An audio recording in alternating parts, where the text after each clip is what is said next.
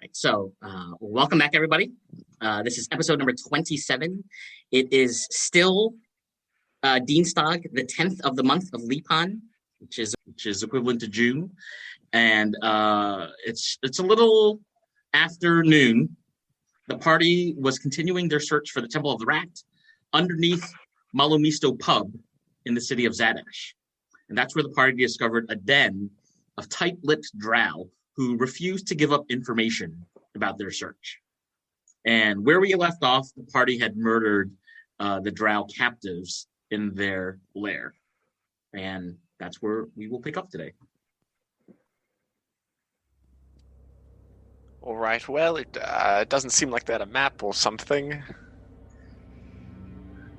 I'm assuming that we're all packed up and good. So we can probably sell this. Potions are nice, and I'm feeling a bit less bad about killing them now that I've found this necklace. True, but I still... Quite the bad, necklace is Sirik, right? Yes. I've got potions. Does anybody else want these? I don't think I can take anything from them. And Melody's gonna head around the corner. I'll just wait out here. Okay. So Melody's stepping outside of the lair. Okay. I mean, I'll take up a portion of the coin, but everything else, I guess, we can sell and do whatever with. You're good on potions? I'll be all right, thank you. Yeah, I think I'll take some money, and then rest we can sell and split. Cool. Bat'll take the potions if no one else is. Yeah, I think Bet and Melody should take potions. Melody isn't gonna take anything. Okay, so then give it to Bet and maybe one to Ymir, I guess. Sure. I don't know how to add items in D&D Beyond. / I don't think I can, because I don't think I can edit Bat's sheet. All right, so the party has split up the items that they want, and so most of the party, it looks like, is in the corridor outside of the lair. Again, it's hand-hewn stone ceiling, walls, and floor. It's a little bit of a cold temperature, and it's very, very dim in this hallway, in this entire complex, in fact. So those of you with dark vision have pretty well adjusted, and I believe, tell me if I'm mistaken, is somebody still carrying a torch? I believe that'd probably be me. I think I casted light on something. My instrument is glowing, I believe. Yes. You cast light on the instrument. Because I think so, yes. Yeah, that sounds about right. Okay. Looks like everybody can see. I suppose just leave the bodies here. Isn't really a place we can... How about, okay, find the Rat King first, and then when we're able to... Gerald's name on Discord has a very big space, and it's funny. I think, Wasabi's going to die. Yeah, he is. That's my bad voice. Wasabi's going to die. Probably find the Rat King first, and then we can come back for these bodies, probably bring them to a cemetery and bury them or something. I don't know. They're people whose job it is to bury bodies. I'm not used to it. Can Melody make a medicine check on Wasabi to see how long he has left to live? Yeah. Wasabi is still looking ill from this morning, and hopefully the party remembers Wasabi was also spitting up some yellow greenish looking fluid. He just really didn't look well this morning. That's a 5. He looks like something. He looks like something.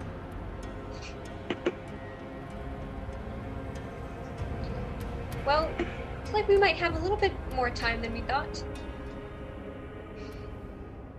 Okay. Sure. Would I mean, there be I any way to force, and not to interrupt, would there be any way to force that metal door, do you guys think? Where is the door in the room?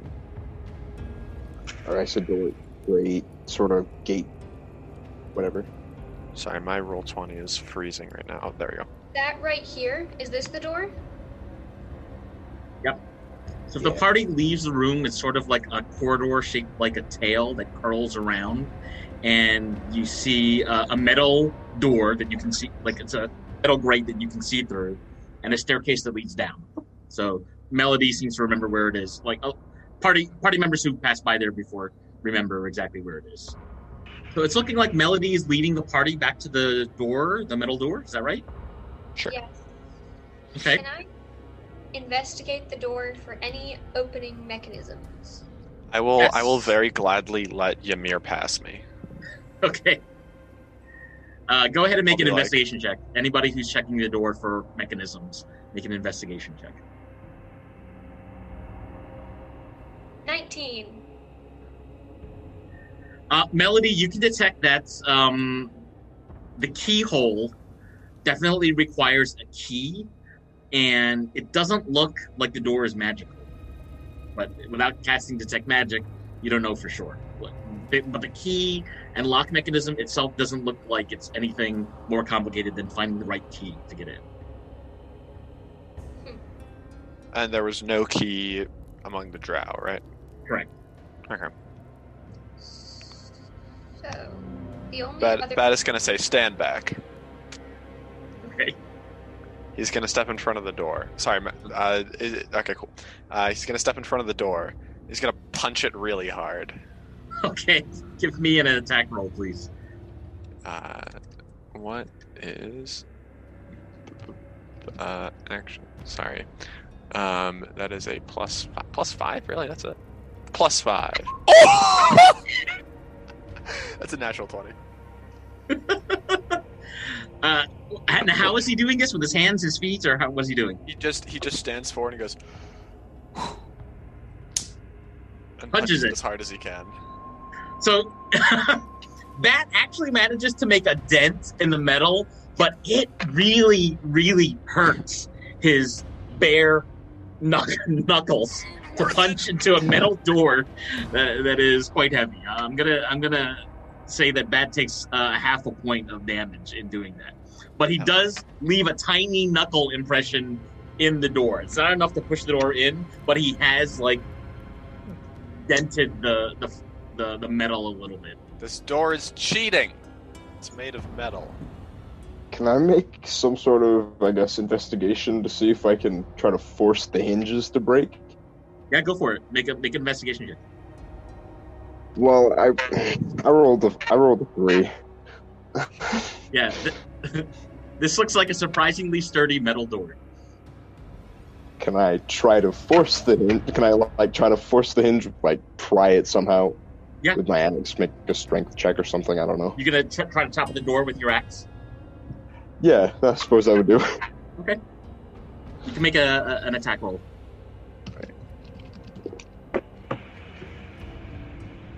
rolled a 10 to hit. +5 would be. Well, sorry. What is it? Yeah, +5 would be 15. Yeah, so Ymir, you managed to nick the door, and you see like a small impression of where your blade goes into the metal bars, but it doesn't seem to do enough to chop the door down or knock it down. This looks like a very sturdy metal door. So it looks Okay. Yeah, crowbar. Go ahead. Yep. Was that Melody or Sibo? Melody, what were you gonna say? I was just gonna point out, it looks like the door's not moving. So unless we hurt ourselves as much as we hurt this door, it's not going to open up. And it might be a better idea to head off down the other corridor, because it looks like we have only those two options. Yeah, Sibo is gonna pick out his arrow with the pointy end, and he's gonna try to pick the lock. Okay. Can you Is give that dexterity check? dexterity check? Yeah. So like with the tip of your arrow, try to Get it in the hole? Yeah, why not? Yeah. Let's see. Wow, I got 23. 23. So, Sibo, you realize that the direction that you use to put the arrow tip in the door seems to hit at a lock mechanism. And if you had the perfect shape to fit into the keyhole, you could unlock the door. So it's like we need a key. I feel I'm getting some kind of message from Matt here. He's sending us some sort of encoded something. I don't know. It's like a sign. Okay. So Wait a minute, says Bat. There was another path. There was another path that the party has not explored yet. Did anything happen to whomever went down that path last? I just peeked my head around the corner and I didn't really see anything. we did not go to that direction, so it'll be new to all of us. And shall we take that route? Let's. Okay. Bat will also let Ymir go in front of him. Okay. You want to put yourself in like your whatever your marching order is. So Melody's in the front, looks like, followed by Ymir, then Sibo, then Bat, then Silver. Well, Yeah, or sure. would it be important for glowing me to be in the back, actually? I'm like, We can also Okay. change around who is glowing if we need to. I can also turn off the glowing until we go in. But once we're in the fight, it would be a full action to make you glow again.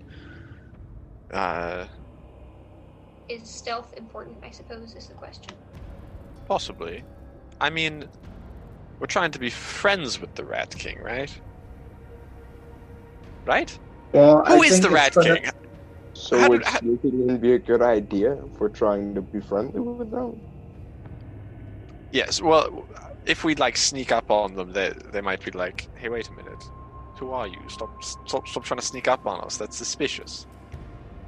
Well, at least I think it would be worth a shot to be friendly with them, and then for Bats and Wasabi's interest, I think, becoming apprentice or that kind of thing can be beneficial for, Wasabi's survival as well as, Bats, perhaps his future. I don't know.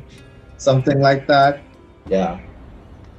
Anyway, what I'm trying to say is knowledge is valuable, and then Rat King has some kind of knowledge to revive or, make Wasabi healthy again. So I think that's worth a shot.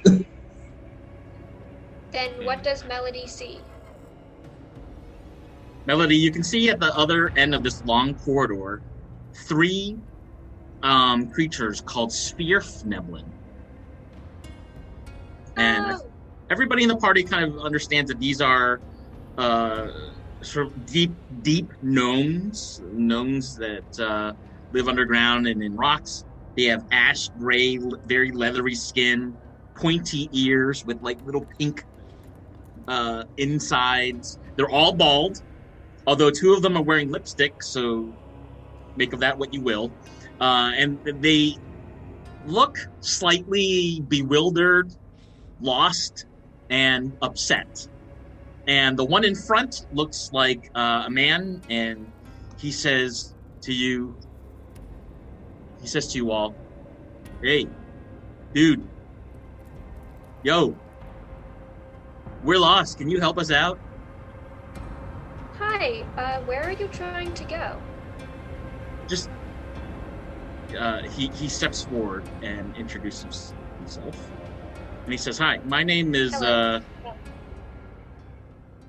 my name is Kelrin, and these are my gnomes.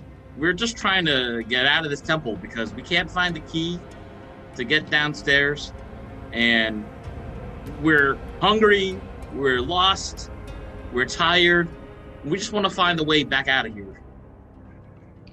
Hello, my name is Silverin, and these are my sillies. And we are also looking for a key, so perhaps we could, be allies in this shared goal. So Kelrin looks at you and says, well, we couldn't find the key behind us. Did you find anything in going in that direction? We found some things, but they weren't a key. We found What the door. What is in that direction behind you? Centipedes, crawlers, they come out of the ceiling, they come out of the ground. It's creepy in here. Like, normal-sized centipedes? Like, big-sized centipedes, man. It's never as easy as normal-sized centipedes. They can never be normal-sized centipedes. You're right about that. What is a normal size centipede? About this big. Yeah, man. The centipedes we saw in the room back there were this big. And he uses his arms to express that they're, like, huge creatures. Did you run into a dead end, or did you just get fed up with fighting things that offered no answer? Yeah, that. We got tired, man. We got lost. There were creatures fighting us, putting out our fires when we started a campfire. There's something in these walls, I think. Strange. So Sibo's gonna speak Gnomish here and ask, why are you trying to find the key? What is the key to what's the key for? What's your main objective?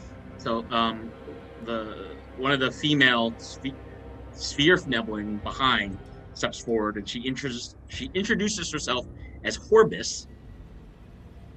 And Horbis says, well, isn't this like the rat temple? And the rat temple, I don't think is on this level. I think it's downstairs. And we need a key to get downstairs. And if you find the rat master, you can become more powerful. Rat master is a sage, is an athlete, is a wonder of the underworld. And we just seek knowledge, man. That's all we're looking for. What specific knowledge you seek from Rat King? I'm here with my team, and I would like to learn something that's going to help make our team a whole lot stronger. She kind of like grins from ear to ear. Like a hammer? Like an axe? No, like a sword. silly. No, silly. It's not an object that we're looking for. It's knowledge that we're looking for. I know. Is it the friends we made along the way? She laughs at you and says, You're silly, aren't you? Well, yeah, I am one of Silverin's sillies, says Bat. That's what Bat will say when I'm controlling him. Gerald's gonna love that. Good. Well, knowledge is power. Is there anything else that you can tell us about what's behind you? Because are we ready to go face those things? Well, the room we just came from had a bunch of big centipedes in there, and that's why we're here. We don't want to be caught by centipedes and chewed by centipedes. We just want to get out of here. Wait, so did you come from a different room, go into the centipede room, and now you're here? Or did you come from here, go into the centipede room, and then turn around? The lead gnome, Kelrin, looks down at the floor, very dejected, and he said, listen, man, I'm not that good at making maps, and it's my fault we got lost. And we don't actually remember where the entrance was. So if you could kindly point us in the right direction, that would be very nice of you. I am happy to point you in the right direction. The way out from here is easy, and it leads right up into the cellar of a bar. And then you can go and enjoy the tavern, rest up, relax. Is that the way you came in? Melody, when you say this, the two female rock gnomes start like pushing at each other one of them is saying, "I told you so. I told you it was right around the corner," and the other one says, "I had no idea where we're going, man." Did you guys come from the tavern, or did you come from like underground? Pulbus, one of the female gnomes, explains, "Well, we got a little drunk, and we decided to play hide and seek, and we found this big hole in the pantry in the pub upstairs, and then we all kind of fell asleep down here. We got lost. We got really lost, like hella lost. And I guess my friend behind me knew the right way out, but it is our fault that we found ourselves down here. Yes, we did come from the bar up above ground." Gotcha. And how many Melody, in fact, Melody, since you're in the front, you could actually smell alcohol on some of their breaths, like they've been walking it off or something. Well, it's just past us. If you just follow this hallway, you'll come to a fork that goes right or left. If you go left, follow that around and you'll get back out. But before we let you through, how many rooms did you go through before you came back here? Kelrin starts talking again, and he says, 3 rooms. There was one room with some tired-looking orcs. They didn't bother us. They were also looking for the key, and there was some sort of weird lever in the wall that none of us could figure out what to do with. We also found that we also just came from the room with the centipedes, which we told you about, and we also found a corridor where we were hearing strange noises. We heard creatures below us or in the walls, and I don't know. I think we got scared. You'll see it past the statue back there. What kind of a statue? Kelrin, the lead gnome, looks down at the floor again and says, I didn't take really good notes. I'm sorry. It was a tall statue, I'll tell you that.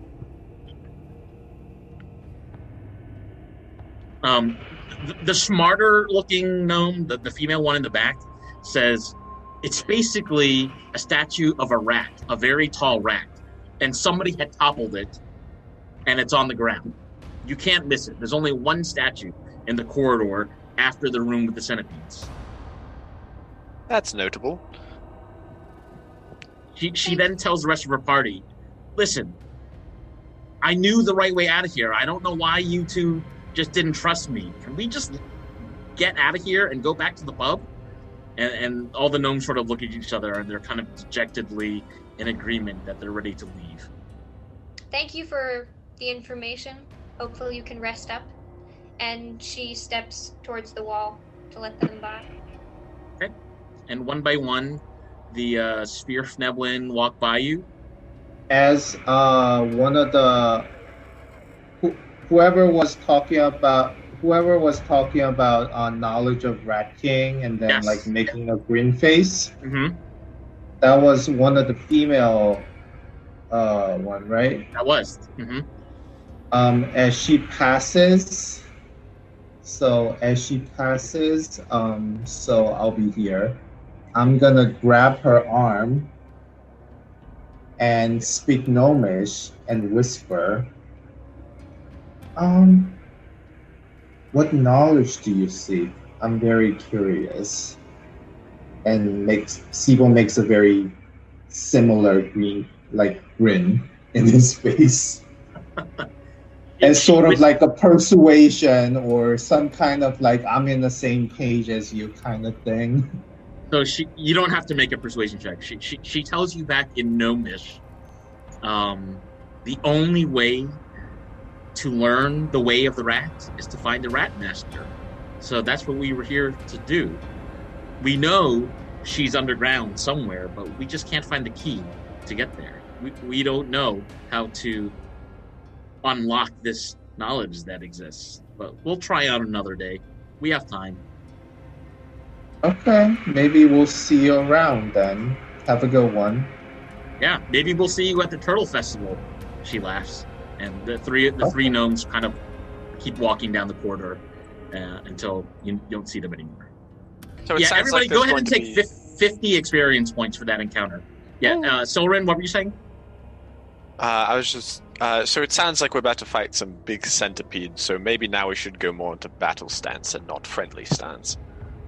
Ymir, you're a big beefy boy. Yeah. I don't trust my tushy to protect myself. Thank you. You're the best at beating the fuck out of people. Actually, well, okay, you're the best at chopping people up. Bat is the best at beating the fuck out of people. Give thanks. Let's go beat up some centipedes. Says Bat. No. I need to get better at my bat voice. It looks like the party order is Ymir, then Bat, then Melody, then Sibo, then Soren. Okay. So, the party continues down the corridor. I cast light on Ymir's axe. Okay. Right, you have an axe, right? Yes, sir. Party continues down the corridor where the spear Nevlin we're returning from, and you see a door to you don't know what's behind the door. Describe this door for you. It's a wooden door with a doorknob. Looks like a fairly standard wooden door. There's no key. There's no. I mean, there is a keyhole but yeah, that's all that's there. The keyhole? Can you do what? Look through the keyhole? You can look through the keyhole. Talked about some orcs. Maybe this is where they're chilling out. Also, we should probably say, let's avoid another drow situation. Don't fight him if we don't have to. If they start throwing hands, we'll defend ourselves. If they give up, probably let them go. I second And that. Sibo whispers to the group, perhaps we should not first. To be So fair, Melody- we Melody, did you're- last time. Ymir will walk up to the door and, do a nice little 1, 2, 3, 4 with a knock. So hold on. Is Melody? I thought Melody was looking through the keyhole. I would love to, but if you want to just knock, go ahead. She'll stay behind. Okay. Sorry, Actually, Melody, why don't you look first, and then we'll knock. She's probably about eye level with the door. Melody is about eye level with the keyhole. Melody, you look inside and you see a number of carcasses of what seems to be dead animals, possibly dead rats. And as you get closer to this keyhole, you get this awful whiff of like death and flesh, and you can even hear something or some things seems to be chewing on something that's making a lot of noise. Oh, okay, wait. So I'm a bit concerned. So this is probably the centipede room, if I'm guessing. Assuming that I was just told the information that Melody got. Mm-hmm. Yes, can I investigate or perceive how many there are from the sounds? From the sounds, you can tell there are at least 2 creatures in the room, but from your angle through the keyhole, you can't actually see any of them. You can see that once you can open the door, the room goes back a depth of 15 feet, but you don't know how wide the room is from where you're currently looking. I think we should either back up into this corridor and draw them in one by one into the hallway, and then it's a 5 versus 1. We just beat the crap out of them, or we rush into the room and try to get everyone in there. But as it is right now, if we fight and then we get clogged up at the doorway, then it will basically just be Ymir able to fight, and maybe Bat can help a little bit. But Melody, Sibo, and I will be stuck behind this wall, and we can't do much. Is there any chance or any volunteers per se to investigate the room? Like a person goes in to look a little bit and determine whether, decide our course of action afterwards? like open the door crack, maybe just kind of like look through. Yeah, I guess what I'm trying to say is be stealthy and then try to investigate by inside the door in the room and then come out. Is there any light inside the room? Is the room inside lit at all? You can see a lot of the same kind of candles on the floor, but they don't look lit. And so you can see with dark vision, right, Melody? No. Oh. I'm a halfling. Well, you don't smell any lit fires. How about that? Okay. Well, if it's, yeah. Alright, well, I have good stealth, but I am blind right now. So she heads back. Well, Ymir's axe is glowing. But it probably wouldn't illuminate under the door, yeah. I have night vision and I'm pretty tiny, so I guess I can try to be stealthy. Bat also has good stealth. And Bat also has night vision, right? Yes. Yeah. So does Soren, but he's not as stealthy. So it seems like it's either gonna be me or Bat. If we're gonna on a scale of +0 to plus a lot, Bat has about a +3. What about Soren giving what is that blessing? I can give you advantage. Yeah, that's +10, right? No, that is pass without a trace. That's a advantage is you roll twice and take the higher number. Oh, okay. I also cannot cast pass without a trace. I'm out of second level spell slots. Oh, okay. Just in case that comes up again. I also can't lesser restoration, so don't get poisoned or diseased. Okay, I guess. I feel like we know it's centipedes in there. Probably they know we're here. I think we bust down the door, and then we either draw them into the corridor or we all bum rush in.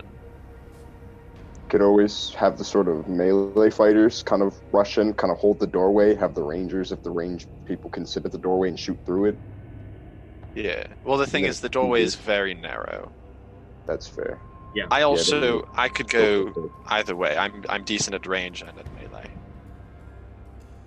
It's mainly just you and Bat need to be up in the front. Bat and I could always, I guess, sort of jump in there, see what the situation is, and if we need to fall back to the hallway, we can. But if not, we can always all pour in. Silrin will prepare his action, and so will Bat, to dash and go either this way, or sorry, wait, I can do arrow. This way, or this way, depending on what Ymir says. Okay. So yeah, I'll just yell either, what should I do? Sort of yell either it's safe to enter or just forward or back. Fair enough. Do that. So Ymir's gonna just try to turn the doorknob and push it open. Okay. Ymir, do you have dark vision? I do not, but my axe has. Your axe is lit right now, right? Yes, I believe it is 10 feet of bright light and then an additional 10 feet of dim light. Okay. So Ymir, I'm going to move you into the. I moved you into the doorway because the door is unlocked, and you open the door, and inside you see a room that is 15 feet deep, just as Melody discovered, and about 35 feet wide. In the far left corner of the room, you see two large, scaly creatures that look like zombies. They're covered in horrible scales with ugly veins protruding from their necks and arms. They're both chewing on what looks to be like leg bones of some animal. They're grunting and snapping their lizard-like jaws at each other as they're devouring whatever bony animal they're consuming. Both of them are drooling this sticky brown saliva onto the stone floors. Their feet are both hideously caked in some sort of sludgy brown substance, and you don't want to know where it came from. But this room smells horrible. Fantastic. On the wall to your direct left, kind of like hanging on the wall, is this large centipede creature. It's about 3 to 4 feet large, with piercing, huge black eyes. It's got dozens of different legs. It's fat. It's slimy. It's kind of like moving about in an S shape, and its hideous antenna start to point in your direction as you open the door and step into the room. It is also a very aggressively eating on what looks to be a rat carcass. I'm gonna scream, "We go back now!" All right, that'll, I believe, trigger Silren's and Bat's held action. Also, Okay. I've been informed by Kat that it is 20 feet of bright and an additional 20 feet of dim. So it's not 10; it's bigger. Okay. So Ymir still was able to see and hear all the things that they just described. It sounds like Ymir just said, "Go back." I don't know. Yeah, I don't think Ymir really knows what to do with these guys. I'm like, I'd rather fight these more one-on-one. Okay. So what, Ymir? What are you doing? Everybody else is running back. You're standing in the doorway. You see these creatures. What are you doing now? I don't necessarily know if they can attack me from right there, so I don't know if there's any way I can goad them into trying, or goad the centipede into trying to come forward, so I can kind of pull it out into the hallway with us. Well, you tell me what you want to do. I don't know, can I I'm just gonna hit the wall on the side of the door with my axe. Mhm. Just stop it, see if I can get his attention and kind of make it like a noise, try to get his attention and back up. Yeah. And with that, you definitely get the centipede's attention. Its antenna were already pointed at you as it was kind of detecting what had just opened the door. And I'd like everybody to please roll initiative. Hey, Ymir, what did you see? What was in there? Big gross bug. 2 other things, I don't know what they are, but they're not pleasant looking either. Oh, I'm sure it wasn't that bad. Ooh, I rolled good initiative. I rolled a 15. 15. Okay. People got 13. Sibo got 13. Okay. 8. 8 for Melody. 20 for Silren, 19 for Bat. I rolled pretty nice. Okay. Also, we both have +3 dex, which is an added bonus. I don't know, did I back up out of the doorway at all when I did that? I don't know, I probably should have. I don't know if I clarified well enough that I was trying to back up while I was trying to get his attention. Emir, can you make let's see. Emir definitely recognizes the centipede. I'm trying to help Emir get some more information about the things that he doesn't know necessarily what they are. So maybe that's either intelligence or nature. It could also be a passive check. Where if Ymir isn't actively trying to figure anything out, it would just be 10 plus his modifier. Kind of like passive perception. You're not actively looking for something, but if your passive is higher than their stealth, then you see them. Then you see. Okay, let's to get some more information about what these creatures are. Ymir, I'm going to have you make an intelligence check. I think. All right. Yeah, I rolled a 4.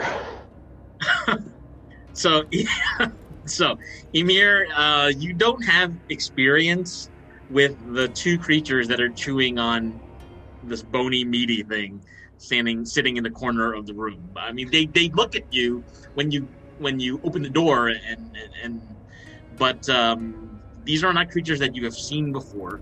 They definitely look and smell really dirty. Just gonna be like, yeah, I have no idea what those are. They're just gross. And at this point, the first one that's closest to the corner starts shambling towards you. I don't like the sound that it's making, Ymir. Please don't stay near it. I don't like that. Think we have to kill them? I hear something is shambling, and I really don't like it. It's still like got like bits of bone and meat in its mouth, which Emir can see, and Emir can also see and hear this like chomping sound that the creature is making as it shambles forward into the doorway. Looks like Emir has stepped out of the doorway, and Silren, it's your turn to act. I don't see anything, and if I hold the spell, if I hold an action to cast a spell and I don't cast it by the end of my next turn, then it goes away. So instead, I mean, it doesn't matter if it, like, I lose the spell slot also. So it doesn't matter if it's a cantrip. My only damaging cantrip kind of requires them to be hurt already. So instead, I'll just hold my action to shoot the bow at the first enemy that walks around the corner. Got it. Specifically, not Ymir, because I trust him. He's my good friend. So centipede or shambling creature. Yeah. All right. Or I don't know, really mean guy. There could be. I don't know. I don't know what's in here. It could be like, stabber. Yeah, like you don't know what else is in it. You haven't seen into the room yet. All right. Next act is actually the centipede thing, and it's going to crawl on the wall with its many, many legs. And once it gets to Emir, it's going to lean its hideous head with big bug eyes forward and try to bite at Emir. So where's my 20? That is a 7, so that's going to miss. It snaps at you with its big, giant teeth, but it does not connect. And you can see its antenna are kind of like communicating something to something. You don't know what. And that's the end of the centipede's turn. When a creature misses me, I have a bone. I don't know. I can use riposte as a reaction. Yes. All right. So basically, I don't know how necessarily. Do you want me to find it? Yeah, if you can, that'd be much appreciated. Then. You have a reaction, is that right? Yes. So it says you can make a superiority die to make a melee attack against that creature. Is that right? Yeah, so you use your reaction, you just make your normal axe swing, but you can also roll your extra d8 superiority die and add that to the damage if you hit. It also uses one of your 4, which you get back on a short rest. Yeah, so I rolled 18 plus 5, so that'd be what, 23? Yeah. Your axe is still lit. It's still bright. Yes, sir. It's a lit. So your bright axe smacks into this creature. Go ahead and roll damage. It hits. So would that mean I roll 2 d8s? Because I would roll 1 normally for damage. Yes. You roll a d8 from your axe, an extra d8 from your superiority die, and then also your strength modifier. Sorry, jumping through stuff trying to get. Yes, this is fun. Superiority die. 11 plus 1 extra, so it'd be 12 damage. You managed to take a huge chunk of flesh out of the back of this creature, and like the scaly, wet part of its back kind of falls directly onto the floor in front of you, and you get a whiff of the creature's breath as it exhales, and it just smells absolutely putrid and disgusting. Guys, I don't want to do this. I hear weird sloshing sounds. I don't like this. I'm going to shoot it with my bow, but I don't want to get close to it. It sounds really gross. Bat, you're up next.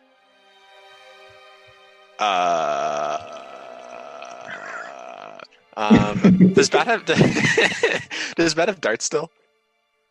Bat will prepare to chuck a dart at the first enemy that rounds the corner. Okay. And then that's basically it. That's basically it. Okay. So that's the end of his turn. We're gonna go next to Emir. Get a full turn now. All right. I'm just gonna disengage and back up towards the rest of the group. Okay. Relay information about the big gross things. Okay. How far can I go back?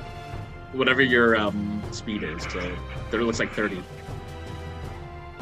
Oh, I should probably tell the party it's a big centipede and 2 sort of humanoid gross things. Emir, because the door is still open, you can hear and smell the other large, scaly creature walk towards the door. You can hear the heft of its feet shamble across the floor, but you can also detect from where you are that it doesn't leave the room, and it's just sort of like standing there in the room as it chomps on whatever bony creature it was just eating.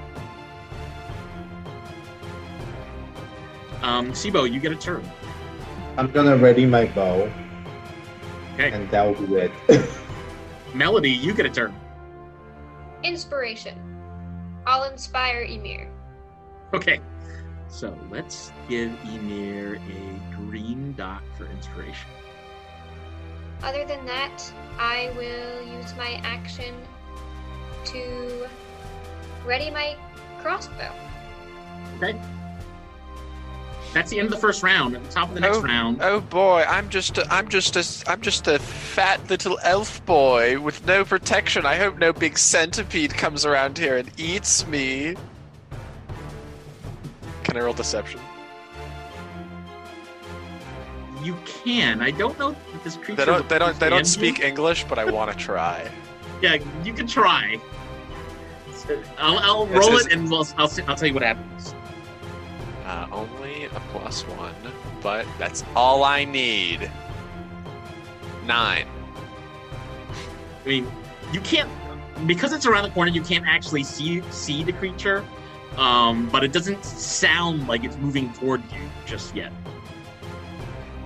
Sorry, I thought you said it was the top of the round. Yeah. Okay. So Can I keep I my held made a action? mistake. The first zombie actually goes before you. Oh, okay.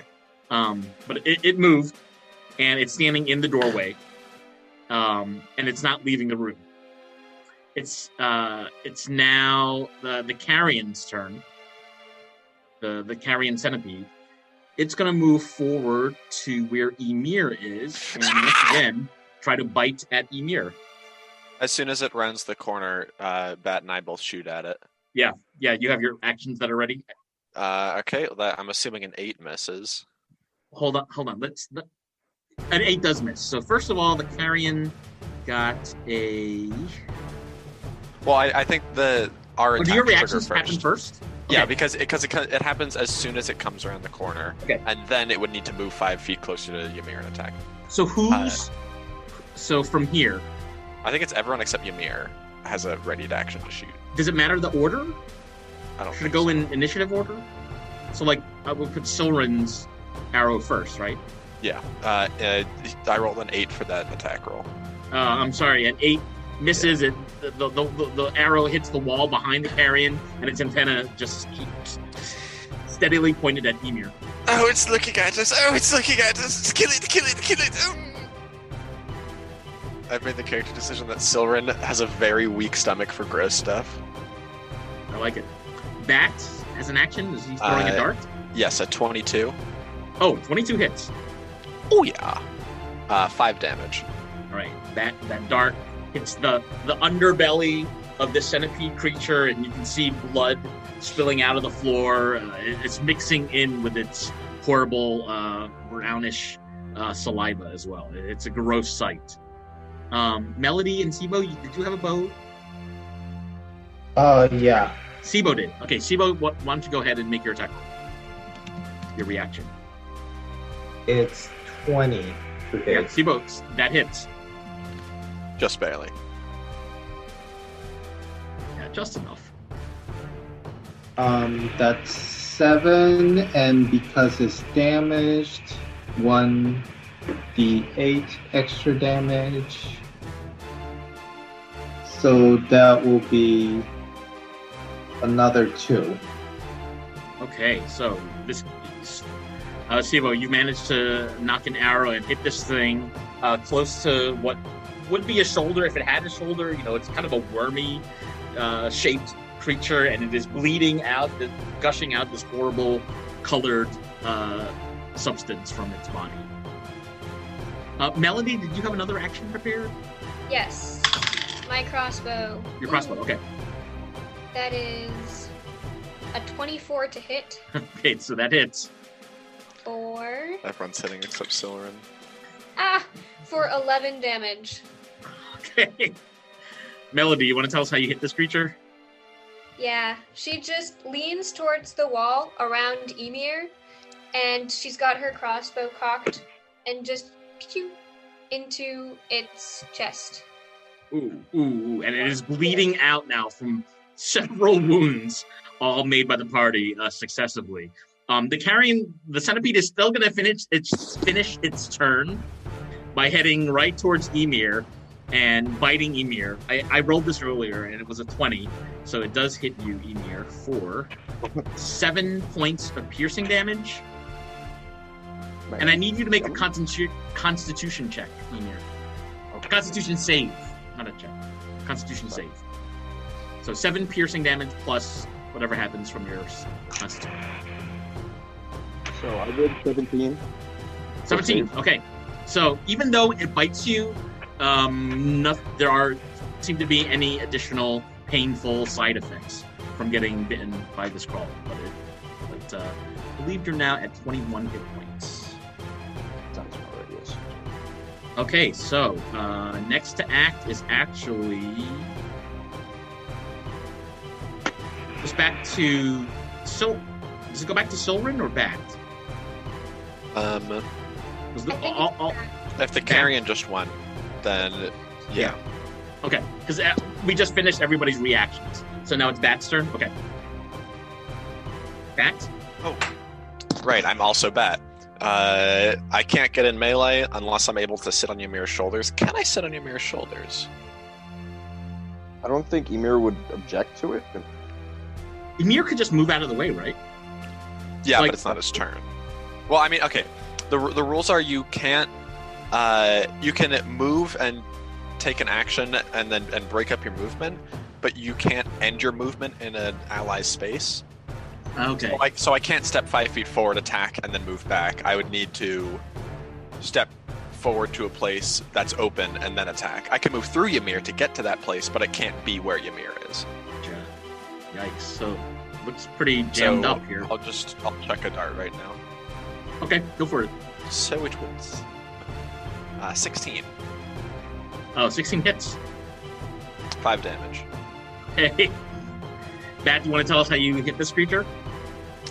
Chucks a dart right into one of the eye stalks. Oh, and as it jams into the eye, you notice that this thing looks like it's almost ready to go down. You've seriously maimed this creature in the eye. Yo, Bat, amazing shooting. Who taught you how to do that? Why you, Silrin? You're my favorite. Silrin, you're incredible. Man, oh man, Silrin is just the best. That's what Bat says canonically. It's at this moment, surprisingly, Wasabi seems to be perking up a little bit, and he's clapping his hands. Like he looks to be in a better mood after Bat threw a dart in this centipede's eye. Wasabi, come on, stop it. Hey, stop it. All right, Ymir, it's your turn to act. Scream real loud and try to hit it with my axe. 8 plus 13 to hit. That hits, exactly. 13 damage. Ymir, tell us how you killed this centipede. Just gonna drive my axe down in between its beady eyeballs. And you cleave this creature's head and skull into two. It's bleeding out all over the ground with this ochre, yellow, brown color. It's absolutely disgusting. Just gonna give her a little bit and try to step over it. Yeah, you can move ahead and step over it. You use your movement. And is that the end of your turn? Yes, sir. It's at this moment, actually, Ymir, because you're closest to the door, you realize that one of the shambling creatures in there has shut the door. It knew to shut the door.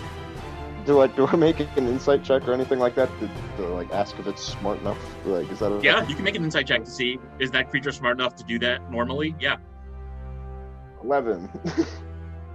Yeah, this seems like a reasonable enough action from such a creature, although you don't really totally know what this creature is. I want to give everybody 110 experience points so far for both killing that centipede and for room exploration.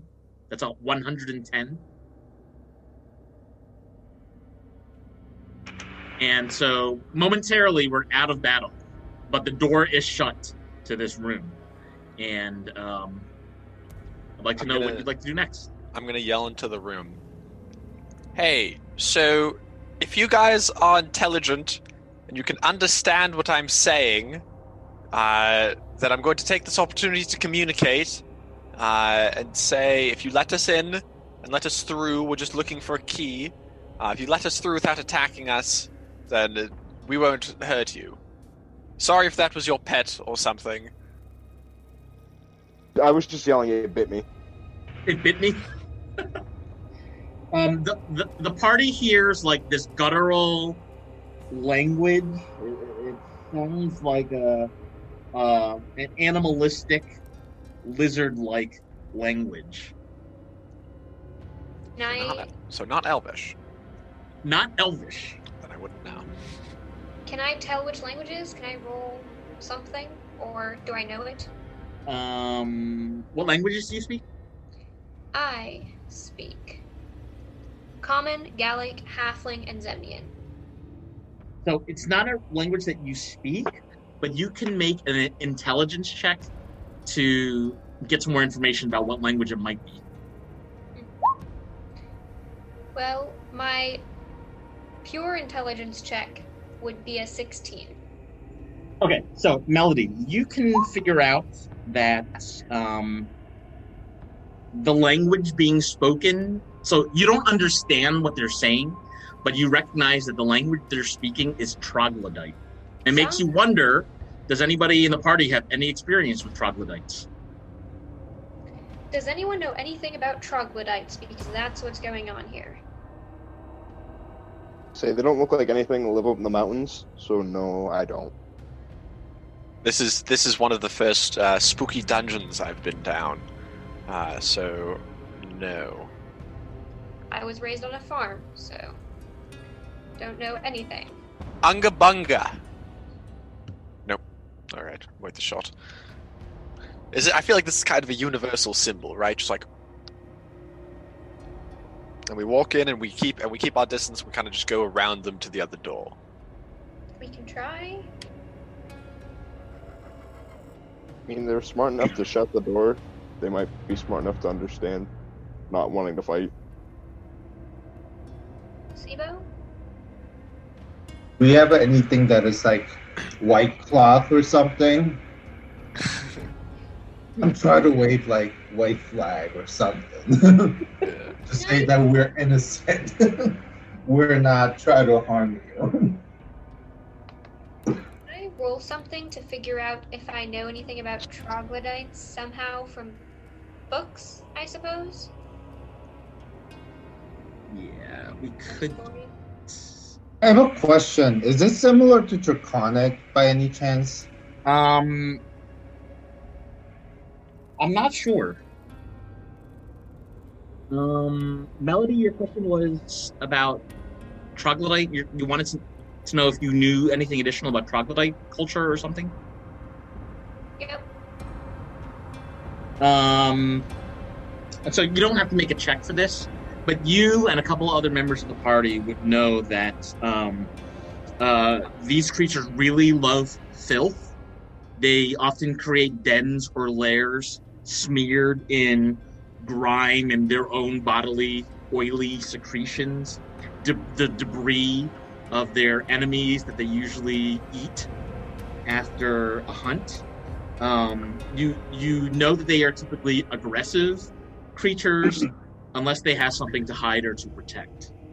And you also would know that the only language they speak, unless they're hyper intelligent, is troglodyte. Don't prestidigitate the room, Melody, unless we're trying to start a fight. Ask Melody to clean up the room. But if we're trying to be friends here, the solution would not be to clean up what they consider lovely.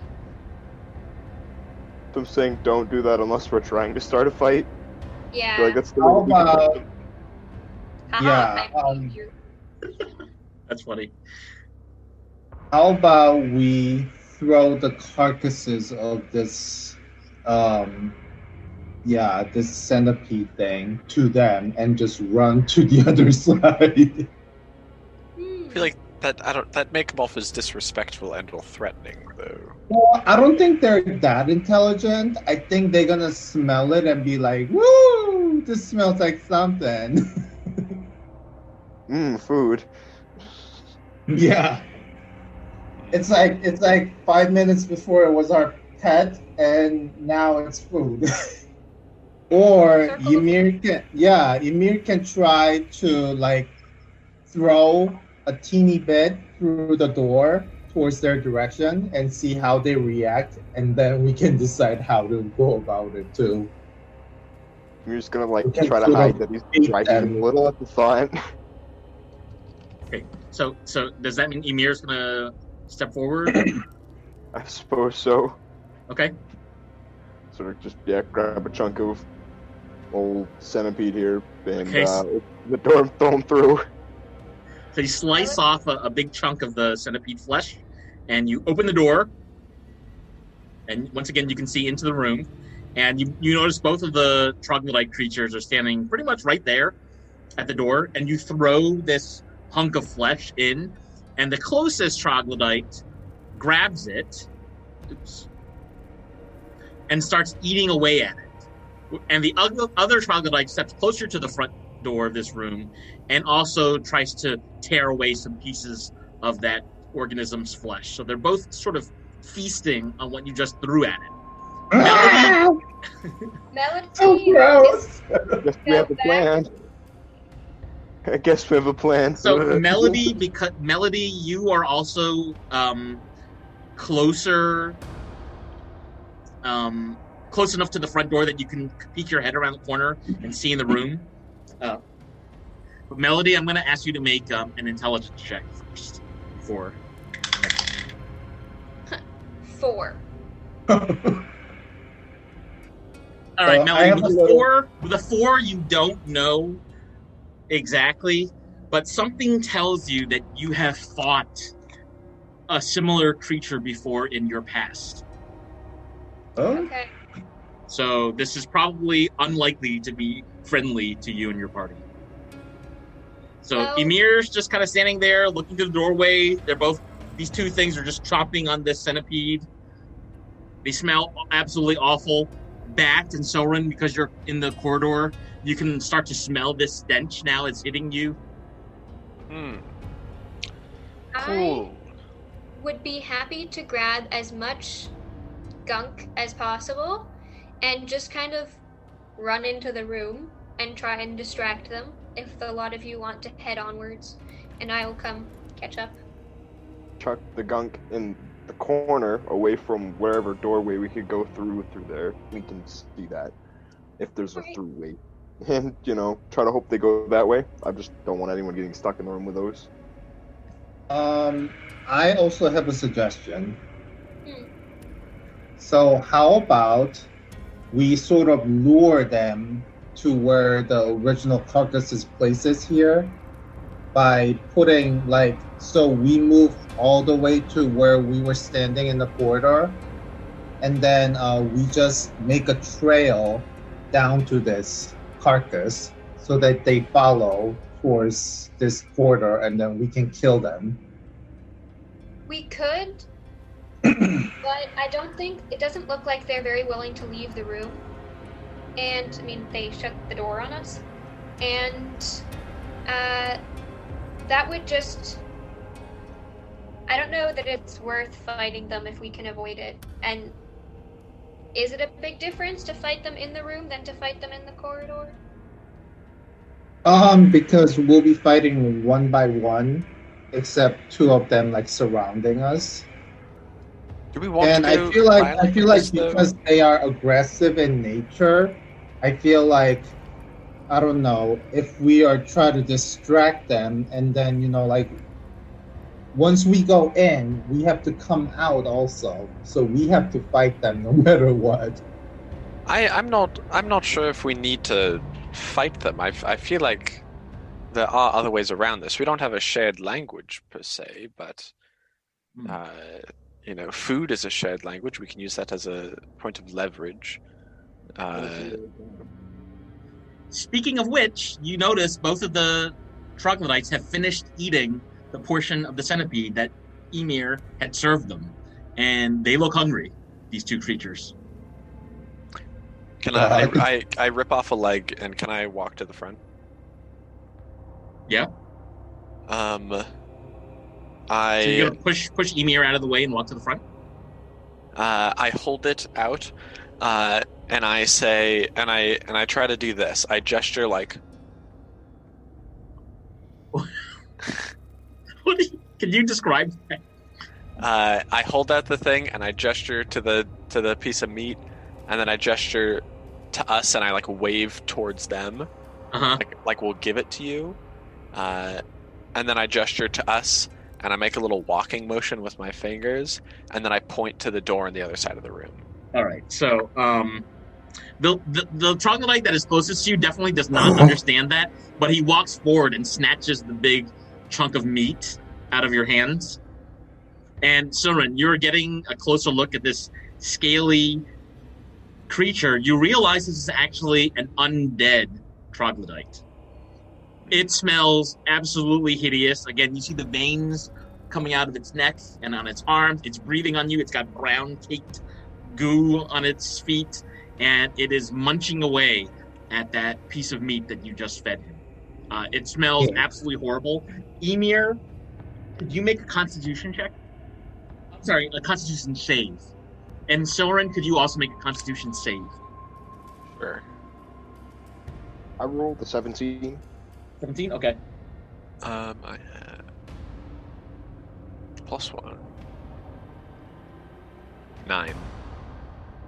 Soren, the noxious, thick odor and combination of scents from this animal, from this creature, its saliva, its deathly eyes, you can feel the scent enter your body as you inhale through your nostrils. It smells absolutely disgusting. You can feel as if your lungs are filling up with a mixture of tobacco and toilets. So Soren's gonna push past everyone and try to get to the back again. All right, I tried. I'm sick of this. Never mind. Fuck it. Whatever. Fuck it. I don't care. Melody's gonna grab as much of this stuff as she can hold and look at Sibo and say, "Looks like this distracts them at least enough. Try and get past, and try and push her way past Emir, and past the two troglodytes as well, and try and get in the room, all the way in the room." If they're zombies, then I don't know. Maybe we should just kill them. I don't know if there'd be some way to convince them to move to the carcass and then kind of surround them on both sides. That would be us standing aside and letting them pass. Yeah, that's the problem. That's all I can think. I don't know if there'd be a way to do that. So, what about throwing the meat towards here in this corner, Yeah, like throwing it over and there. then we just run all the way to the other side of the room? Sure. Yep. I'm Do down. we try it? Sure.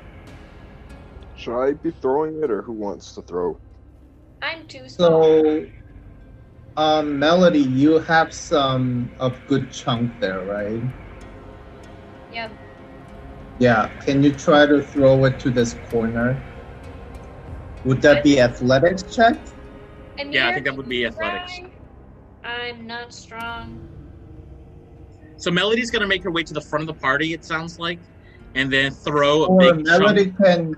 can give the thing to Emir, and Emir can throw since Yeah. he is right Yes. there. That would be a better idea, I think. Okay. So, the party cuts up another big chunk of this centipede. They pass it amongst themselves until it gets to Emir. Emir then steps back into the corridor with the door and tries to throw it over the creatures to the corner of the room to get the creatures to move away from the front door. Yes. Okay. Emir, go ahead and make a a dexterity check. Alright. And I'll let you do this at advantage, actually, because they haven't yet been aggressive towards you since you've been feeding them now. At least looks like the party's fed them 2 turns in a row. Bat and Solon are going to prepare to run through the room. But I rolled the natural 19. My dexterity modifier is +1, so it would have been 20. Yeah, it works. So Emir, the food, the hide of this centipede is now in the corner of the room, and you notice both of these zombie creatures start heading toward it. Yeah, I guess we're all just gonna try to book it past them. Yeah. Bat had a held action, so he's just going for it. Okay. So does that mean Bat goes in the room before Emir? I don't know. I mean, I said it, but I was also kind of half assuming based on the context that the characters are getting ready to run in anyway. Yeah, we're gonna try to run. So Emir is also going to run in first, then, right? Yeah. Okay. So Emir, go ahead and move so that Bat and everybody else can move. So Emir, as the first one in the room, you can see that there seems to be only one exit to this room, and it's an exit in the northwest corner of the room. It looks to be like they're still left on its hinges is a wooden door that's been beaten down. So it's like it's still hanging on by its hinges, but it's definitely been beaten down by something that must have crossed through there recently. It might have even been the deep gnomes that you met earlier. So you can kind of make out, Emir, that there is a passageway that goes beyond that the northwest corner of the room. You can't see much further than there, and I can't remember if you have dark vision or not, but basically you can't see much further than there. Selrin's gonna hold his breath as he runs through. Okay. So Bat is closest to the corridor. Bat, what are you doing? Well, he can see with dark vision. What does he see? Bat can see. Okay, so Bat can see that the corridor actually continues down 20 feet, and then it curves to the right. But because he's not in the corridor, he doesn't know how far to the right that this corridor curves. Can he continue moving? If he was moving and dashing, then he has 80 feet of movement, and he only used 40 of it. Yeah. You're noticing, Bat, as you cross the threshold. As you cross the threshold of that door that was busted in, you hear like feet or something small like pattering against the wall. Okay, Bat's gonna wait. Can Bat stealthily check around this corner? Yeah, you want to make a stealth roll? Sure. And while Bat does that, everybody else is noticing that the 2 troglodytes are pretty much finished eating the hunk of centipede that you gave them, and they're now looking at the rest of the party. Natural 20, +5. And this was an insight check? I can't remember. Stealth. Stealth? Okay, so, I mean, nothing detects you around the corner, Bat, because nothing is there around the corner. But Bat, you can actually see now that the corner continues, the corridor continues down that corridor another 40 feet before it angles north. Could Melody, this is a retrospect thing, so your call, but could Melody have grabbed an armful of the gunky stuff before running in? If you wanted to, yeah. So that she's like just holding this thing, and yeah. So as they turn away from what they've just finished, I suppose, and she's gonna throw it against the wall over, like, here, I suppose. Here in the back corner, in the same if corner. possible. Yeah, move forward to throw it. Okay, go ahead and make a dexterity check, Melody. Ooh, yes. That's a 19. So even with your short height, Melody, you managed to heave this chunk of flesh in the air like a basketball, such that it lands back in the same corner of the room where the 2 troglodytes were feasting earlier.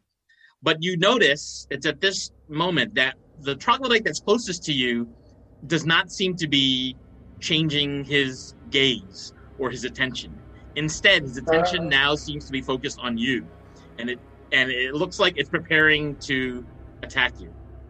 Can I prestidigitate myself clean? Like right now?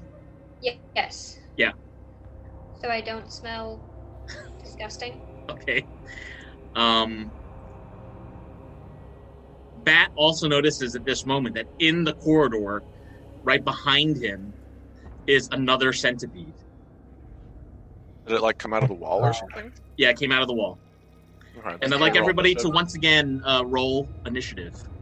Oh, Oh no! that's a 9. 9, okay. I got 18. 18, okay. 2. Oh. 2, Yeah. okay. 19 for Silren, 11 for Bat. Okay. So Silren, you actually go first. I guess since we're already there, are the troglodyte or one of the troglodytes? Both the troglodytes go before Ymir, so we can't wait for him to position in front of us. So I'm going to walk over here. I'm really hoping they're not resistant to necrotic. I'm going to hold my shield in one hand and my holy symbol in another, and I'm going to cast Inflict Wounds. Okay. Do I need to make a save? No, that's an attack roll. Attack roll. Okay. 16. It hits. That is 11 necrotic damage. Tell us. So you notice with this necrotic damage, you almost managed to kill it in one turn. Silren, can you describe what you do to this creature? I run over, and my hand, sort of like as I cast the spell, my hand gets wreathed in like dark necrotic energy that drips off of it, and I sort of just reach forward and grab it in the face, and its face burns and like its flesh melts a little bit. Nice. I mean, I'm assuming it doesn't feel that much pain because it's undead. And then I sort of just push it back, and it stumbles backwards, and like half of its face is melted off. Not melted like it was burned, but melted like rotted away. And as this creature rots away, you inhale another whiff of this creature's foul, sweaty gunkiness, and you take 4 points of poison damage that you actually. Well, actually, you made the save earlier when you walked into the room. Oh, okay. And if you start your next turn, then the poison hits. So the way that it's described, you don't get hit with damage immediately if you fail to save. So I had to make the save earlier when Ymir made his save. Gotcha. I think that's the end of your turn. So, sorry, how much damage should I take? 4 points of damage. So I think you're at 14? Yes. Check any bonus actions I can do. No. Yes, that is my turn. Okay. Next to act is it Sibo? Yeah, Sibo. Okay, I'm gonna move here, Okay. and I have clear shot of this one, right? Yes, you do. Let's finish him off. Bongo, 17. 17 hits. So that is total 13 damage, including my the Colossus Slayer one. So it's total 13 damage. Okay, Sibo, tell us how you murder this creature. That's enough. I aim right in the middle of where the veins are protruded, and then it pierces through, and then sort of like the blood and everything splatters towards the wall towards its back, and it collapses. Yes, okay. Oh, gross. Oh, gross. Oh, this is icky. Oh. Yeah, and then the dead body falls down right next to Silren. Silren gets another horrible whiff of this hideous creature. And Sibo, that's the end of your turn. We're going to turn next to the remaining troglodyte, who steps forward and let me see here.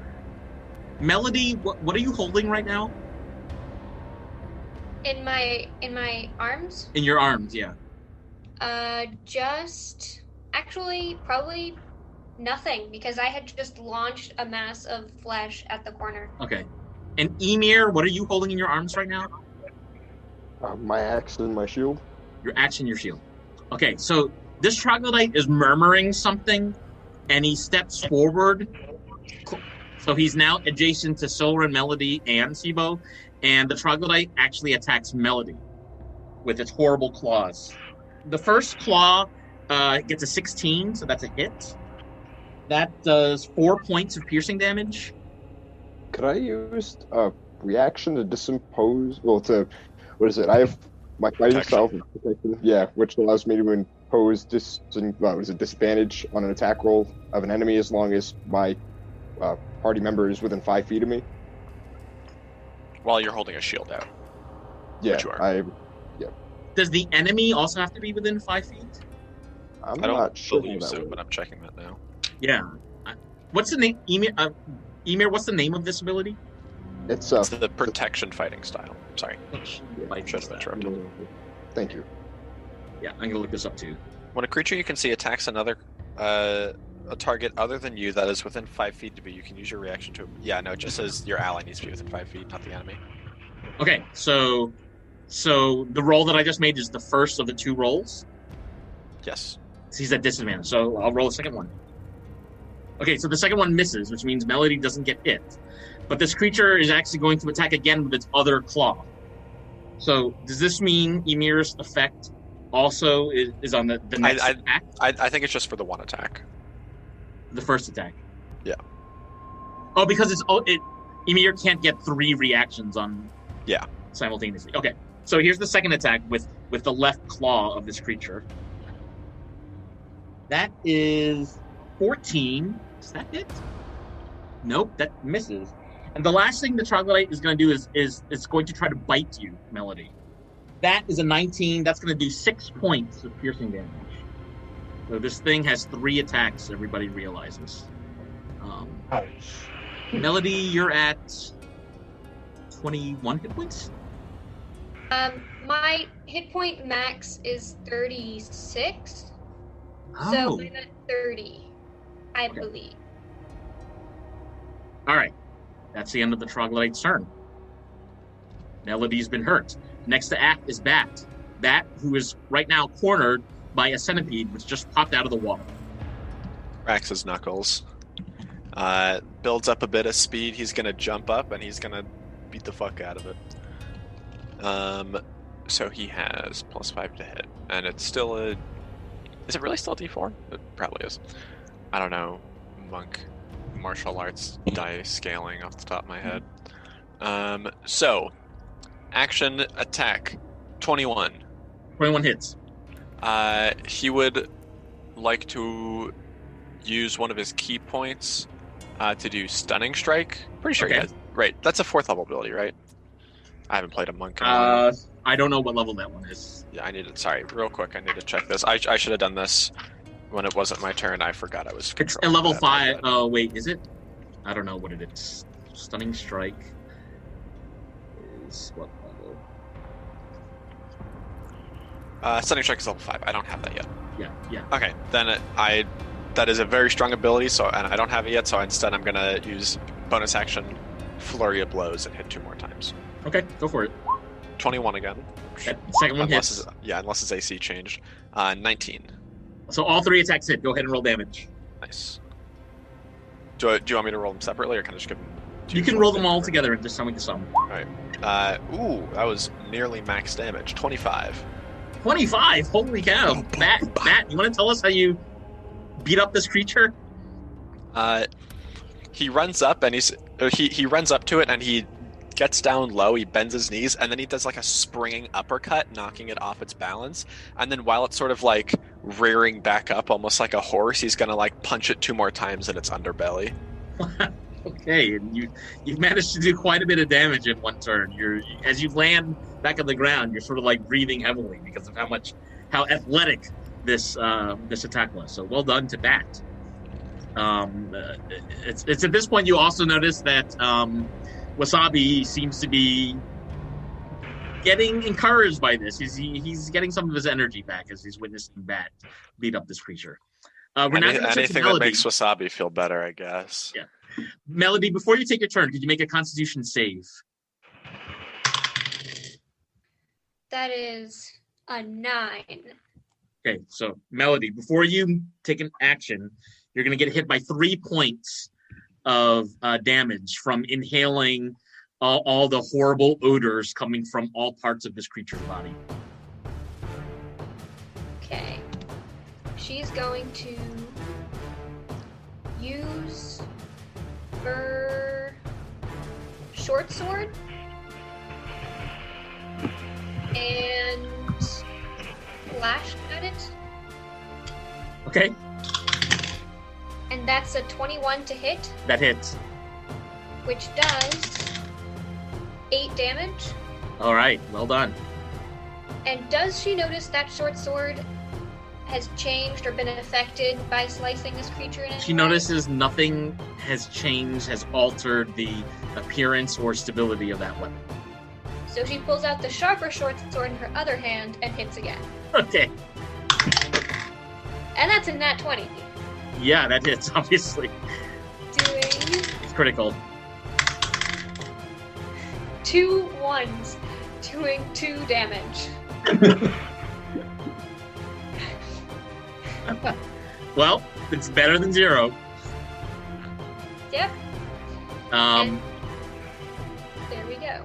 That's your turn. Okay, we're gonna go next to actually the carrion centipede, who Bat just mauled with all of the blows that he just exhibited. It's gonna now lean forward and try to bite Bat. Can we see its hit point? It's The 26 out of game. 31 right now. Oh, sorry about that. Yeah, it's 26. Oh, sorry. I thought you were talking about Bat. Well, the carrion is also at 26. Oh, really? Yeah. Okay, so the bite attack hits for 7 points of piercing damage. And Sorry, Bat. My cat is in the way. Oh, thank you. You updated it. And Bat, it's also going to use its many tentacles to try to stab at you in your head. It's a very long reach with its tentacles. That's a 24, so that is also going to do 8 points of damage. And I need you to make a Constitution save. Gotcha. That is a 17. Okay, so you managed to make the save. You do feel that this creature was trying to infect you in some way, but you managed to avoid the deadliness of that poison. Ew. Gross. Pretty gross. It's pretty gross. All right, so Emir, you're the last to act this round. Emir, you get a turn. 5, 10. What is it? So move back towards the 15 feet. I can move that far to the carrion. I'm assuming Yeah. they can handle that guy there. I'm gonna move up behind the carrion. I'm gonna try to do a tripping attack. Okay. Alright. So hit. Oh, that's no good. Natural 1 plus 5 is 6. Yeah, it looks like that's a miss.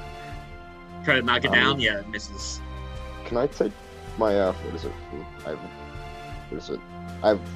Shoot, what is it? I'm trying to think where it is. Can I take my action surge? I'm gonna try to hit it again with another tripping attack. Also, remember, Melody gave you Bardic Inspiration, which Oh. which I think you can still use. Lasts for 10 minutes of in-game time. Oh, Yeah, 10 minutes? it's Yeah, only been like 30 seconds. yeah, it hasn't been that long. What'd you get, Emir? How does that? I can roll that. You add an additional something from E6, Melody. I believe. I rolled a natural 20. Anyway, Okay, so that hits and that does critical damage. plus. It's after you roll, but before you know if it succeeded or failed. Okay. Yeah, if you're using Bardic Inspiration. Yeah. So I expend my superiority. Do I roll that at all? Does that come into my roll at all? I'm just curious. It doesn't. What are you using it for? For which maneuver? Trip attack. Oh, you're doing a trip again. Yeah, I was like, oh, try It another trip. probably does extra damage. That's what most of them do, but let me check. And the name is the trip attack, right? Yes, and if the creature is large or smaller, it must make a strength saving throw to boot. A strength saving throw. Okay. So Yeah, it looks and like you do add it to the damage. you add it to the damage. So go ahead and do that first, and then I'll make the saving throw. Because if you kill it, Just 5, that's Yeah. 8 damage plus plus 5, so 8. So 13 damage altogether. Okay. Oh, plus it's double damage, isn't it? 'Cause it's a critical. yeah. Alright, so do I roll another die? You roll twice the dice, so you roll 4d8 in total. Plus the superiority dice. Oh. Yeah, well, it's 2d8 with normal and superiority, doubled to 4d8 because it's crit. So there'd be 19 damage altogether. Okay, it's almost So- dead, and you did knock it down because it failed its strength save.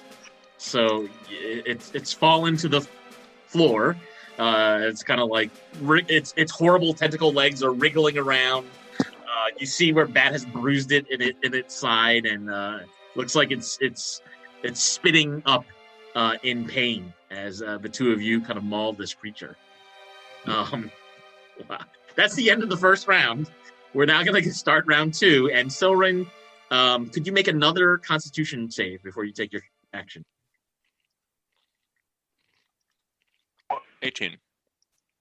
Okay, so Silrin, you feel like you can breathe slightly better, or maybe you've just gotten used to being around this horrible, smelly troglodyte and its lair. But go ahead and take your action. I'm able to hold it down for now. For now, Oh, these are undead. yeah, it's undead. There's only one left, so it's not really worth it. Actually, yes, it is.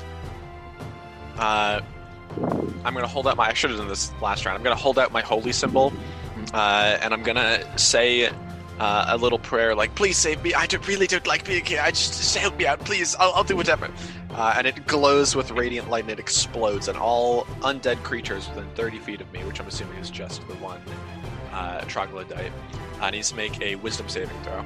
Wisdom save, okay. I got a 7. That is a fail. It is turned by turn undead, It is turned. which means it ends after 1 minute or as soon as anyone hurts it. So don't hurt it. And while it's turned, it can't take any actions other than running away from us. Okay, and it starts that on its turn, right? Not immediately. Yes. But Okay. also, if it can't take any actions other than hurting us, then I can freely walk away without disengaging. So I'm going to get as far away from it as I can, back up against the wall. I'm going to try and angle it so it runs away from me towards the door. Gotcha. The power of Timora compels you. Fuck off. Get the fuck out of here. You notice the creature is like wincing upon seeing the radiant light emanating from your holy symbol. It actually is his turn now. No, I'm sorry. No, it's not. It's Sibo's turn first. So Sibo, actually, could you make a Constitution save, please, before you take your action? That's 14. Okay, Sibo, you're good. It seems like you have adapted to this horrible smell from these creatures. So I'm gonna move here. Well, no, here. Okay. And because it cannot attack, I can just move without disengaging, right? That's right. And then I'm gonna shoot my arrow. At the carrion that's on the floor. Yeah, go for it. Does Sibo have disadvantage because it's prone on the ground? Emir kicked it, tripped it. Okay. So Unfortunate. Sibo, you have disadvantage on this attack roll. Very, very good Oh, when you're in melee. Very unfortunate when you're hitting it from a range. Got it. 13. 13 hits. That's total 18 damage. Sibo, tell us how you killed this centipede. Oh no, I wasn't aiming at centipede. I was aiming at the Troglodyte? troglodyte. As soon as you hurt it, the turn effect is going to wear off. And then it can attack us again. Yeah.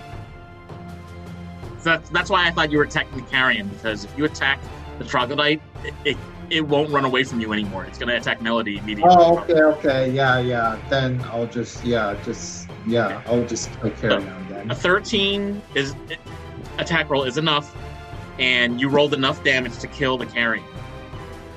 I'm gonna shoot right at where Bat did the most damage at his abdomen, Okay. and it pierces through, and then it gushes towards the ceiling, and it drops dead. As it lies dead on the ground, Bat especially notices this like gushing, horrible, like it's got the consistency of syrup. What is like oozing out of this creature as it lies dead on the floor, the stone floor of this area. So really gross. Sibo, I believe that's the end of your turn. Yeah. We're now going to turn to the troglodyte, which has been turned by Soren, and it's going to take a dash action and run out of the room. Wow, it goes far. Can we just like close this door? Is it? Can we lock Yeah. it? There's no lock on the door, actually, but you can close the door. I personally am in favor of taking a short rest, and I feel like we should probably kill that zombie before it comes back, because it's only going to last for a minute. Who's with me if I just go out into this hallway, and as it's running away, we just shoot it? I'm game of I'm fine with chasing it. Yeah, I want to end it. We're about to Joffrey this motherfucker. Okay, so Or wait, no, that wasn't. Yeah. do you still want to take your turn? Do you still want to take your turn order? Do we have to? I don't know, because it's just going to run away from you for the next 10 turns. Yeah. So do you want So to tell I me think- who is leaving the room and chasing it? I will. Okay. Also, I I don't know. have 35 speed. Bat will chill in the room. Okay. So Soren, why don't you head into the corridor and like Is anyone else coming with me? Sure, I'll come with. I'll clean the room then. okay, so Melody starts tidying up the room with her prestidigitation cantrip, I imagine. Yes. Melody, Melody. This room is gross, by the way. So it's taking you like many uses of this cantrip to clean up the floor so that it is livable and breathable. Sibo, you're really good with a bow. Could I get your help? Sure. So, Soren, go ahead and make an attack roll at advantage. Well, I was gonna wait until Oh. everyone gets here so that we can all just shoot at the same time and knock it over before it has a chance to run at us. Okay. Probably once it's running down this corridor, since it's nice and like long, we have time. I mean, it's not going to be that hard to knock it out. Yeah. okay, and Just any unnecessary damage to be avoided. So actually, we can get Soren and Sibo. You both have a bow, so you could both attack this creature as it runs away from you. Sure. Emir, you're a little behind, but we can get you in there if they both miss. Actually, I have much better damage if I do Toll the Dead, so I'm going to do that. Okay. Have it make a Wisdom saving throw. Wisdom save. And I'm That gonna will- write that into moving things. Okay. It made a 2 on the Toll the Dead saving throw. Yeah, that'll be a fail. Believe it or not. Okay, I rolled really shit, but 3 necrotic damage. Okay. So it doesn't quite kill it, but it's at this point, does it realize it's been hit and it no longer is running away? Yeah, so I was assuming Sibo and I were hurting it at the same time, but yeah, as Alright, soon as it Sibo, takes damage, could you make the an turn attack roll then? effect ends. Yeah, we can do it that way. So I got I mean, 15. it will realize it's getting hit, but Sibo, you can go ahead and make your attack roll. that's total 11 damage. Tell us how you kill this troglodyte. As it tries to run our way, I'm going to aim at its middle and then do a nice clean shot. And as it pierces through, its undead body sort of withers and then sort of falls to the side. And its undead is dead. Yeah, and with that, this huge scaly creature falls to the ground, and this dust and hideous odor starts filling the corridor with a terrible smell. Nope. So No, thank for you. No, thank you. I'm okay. I'll pass. for killing the 2 troglodytes and the second centipede now, and for entering this room, I'm giving everybody an additional 115 experience points. So there are all these dead bodies of these creatures that you just killed, and Bat had been exploring a little bit down this corridor that seemed to be turning around the corner beyond this room. Has this room been prestidigitized? So it doesn't smell like shit anymore? I don't think so. Silren is gonna slouch against the wall and say, I vote we take a breather. Take a sec to lick our wounds. Recover. I nearly threw up that last fight. I think I need a second. Okay, we're gonna chill for a little bit. Not like short rest, but like for a few minutes. I was talking about a short rest. Oh. Okay. For Silren, that'll most likely heal him back to full unless he rolls super, super low on all of his hit dice. Yeah, and I think short rest might be a good idea since Bat's HP is pretty low. Yeah. So for Silren, it'll heal him and give him back Challenge Divinity. For Bat, it'll heal him, which he really needs, and also it'll get him back his key. Does Melody need to short rest too? Melody also got hurt. Short rest, and she's gonna Song of Rest as well. Sit down and strum her instrument. Okay. So that's an extra 3 hit points for anybody listening. Yummy. I think pretty much everybody can use that. Yep. All right, so short rest is over. Yes. Seems like it. We'll have hit points and key and stuff. All right. Wait, key? That's for Bat. As a monk, he has key points that powers up some of his abilities. Oh, okay. I was like, did he find key? Not Yo, that wait, key. actually, can I, if I punch it again and I use key, will that open the door? Surprisingly, it doesn't work. Key points. And Emir, does your superiority dice replenish after a short rest? Yeah, both a short or long rest. Short or long rest. Okay, cool. Also, so does your second wind if you use that. Oh, fair point. Thank you. Hey.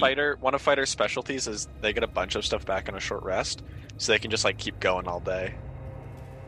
Ooh, I don't know. I feel like those last combat encounters, I was trying to use the abilities that I had to the best of my ability. Yeah. What would the party like to do? They're in the former lair of these troglodytes. The formerly scummy, scuzzy, dirty lair of these troglodytes. But Melody kind of cleaned it up with those cantrips. This is what the cantrips. Yeah. What did you say? This is what the cantrips are for.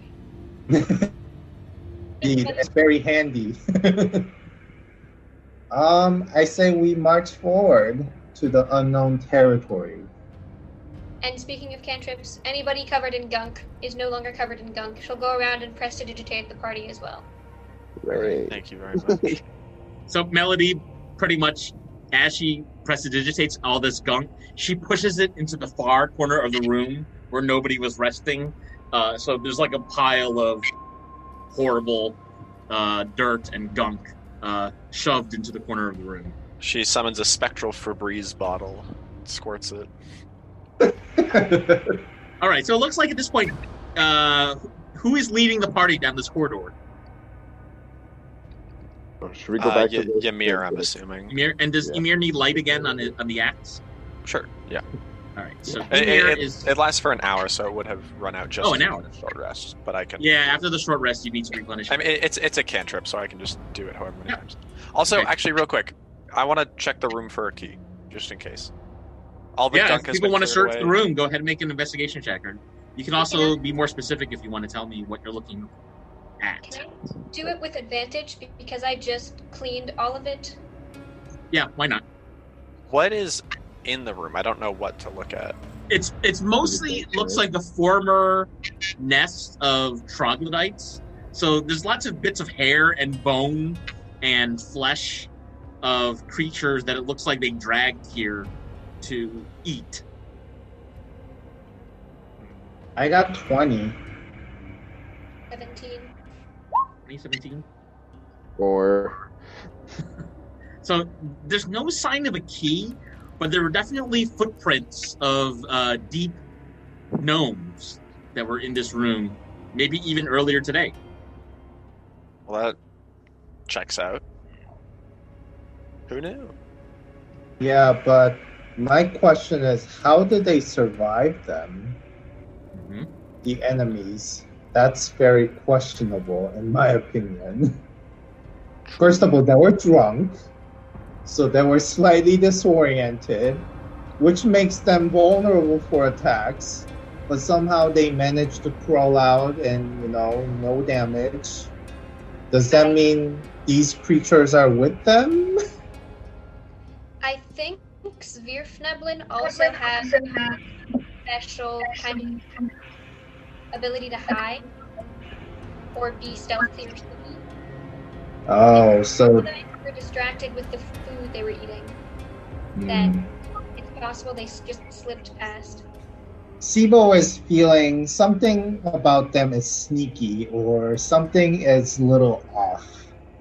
From Might his... not- They might not have actually been Zerfneblin. Do you want to go run and check and see if the door is open? Which door?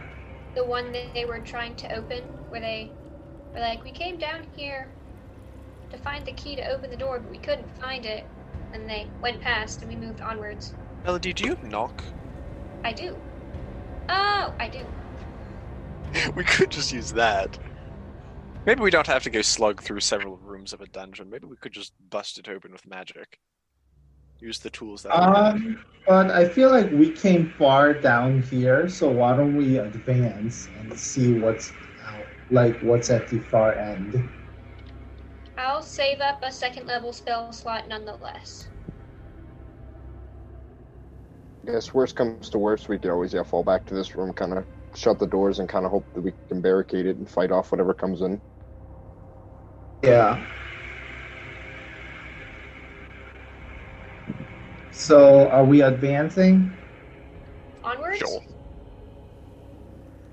Okay, since Emir, you're in the front, do you want to lead the way? I suppose that's probably the right thing to do. Okay.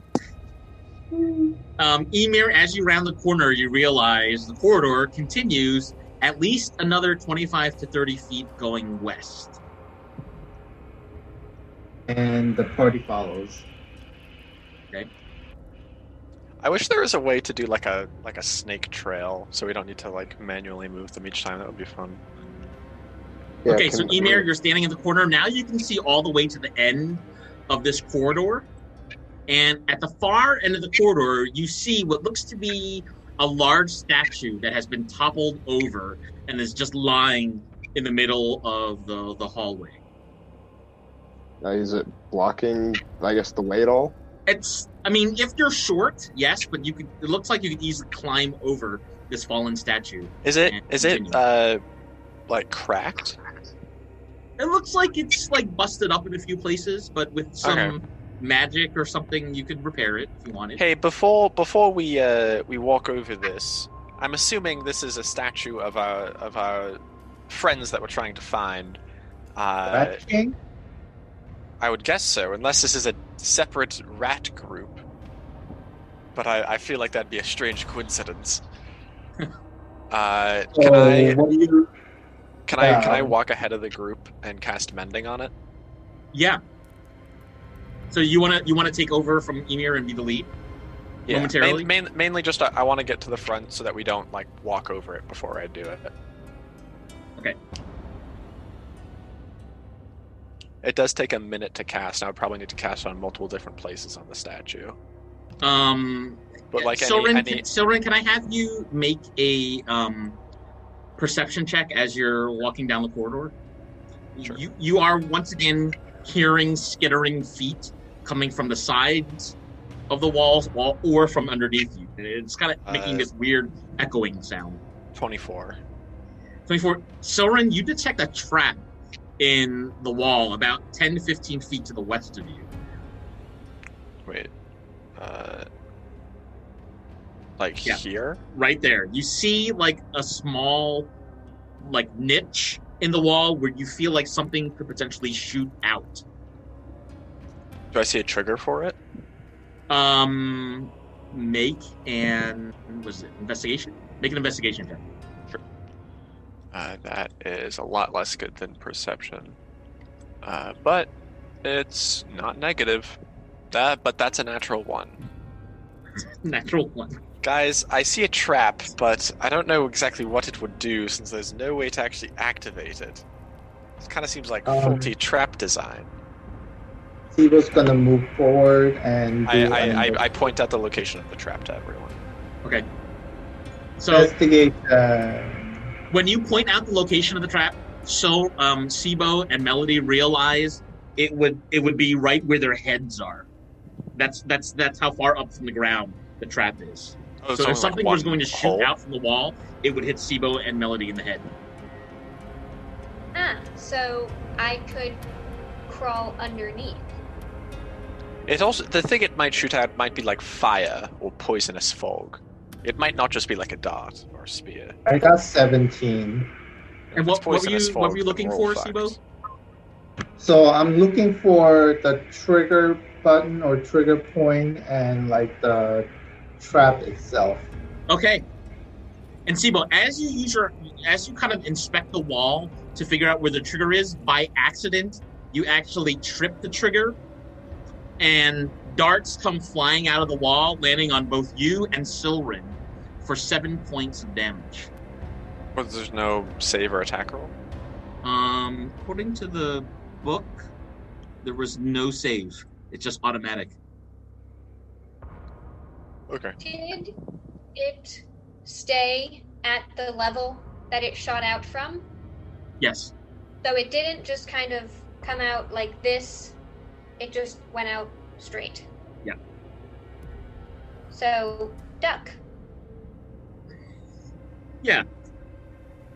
And it came out of one hole? Wait, sorry. I thought it was like a hole over here on the wall. Yeah, about 15 feet to the west of where you were standing earlier. That's correct. Does it shoot forward? Imagine you're walking down a corridor, it's shooting towards you out from that slot. Like it's this like way? something was, yeah, exactly. Like something was angled towards you. Yep. Gotcha. Okay, I will crouch and also hold my shield above my head. Okay. Or crawl, rather, not just like crouch. Okay. Sibo, since you're in the lead, what are you doing at this point? So, ouch. I am gonna fall back. Fall back. Okay, so Silren's taking over the lead. Oh, well, I mean, we see the trap. I feel like what was the... How did Sibo trigger it? Shield wall? But he was inspecting the wall looking for the trigger. He actually hit the trigger. I know, did he like push on a brick and it slid inwards, or did he step on something, or was there a wire?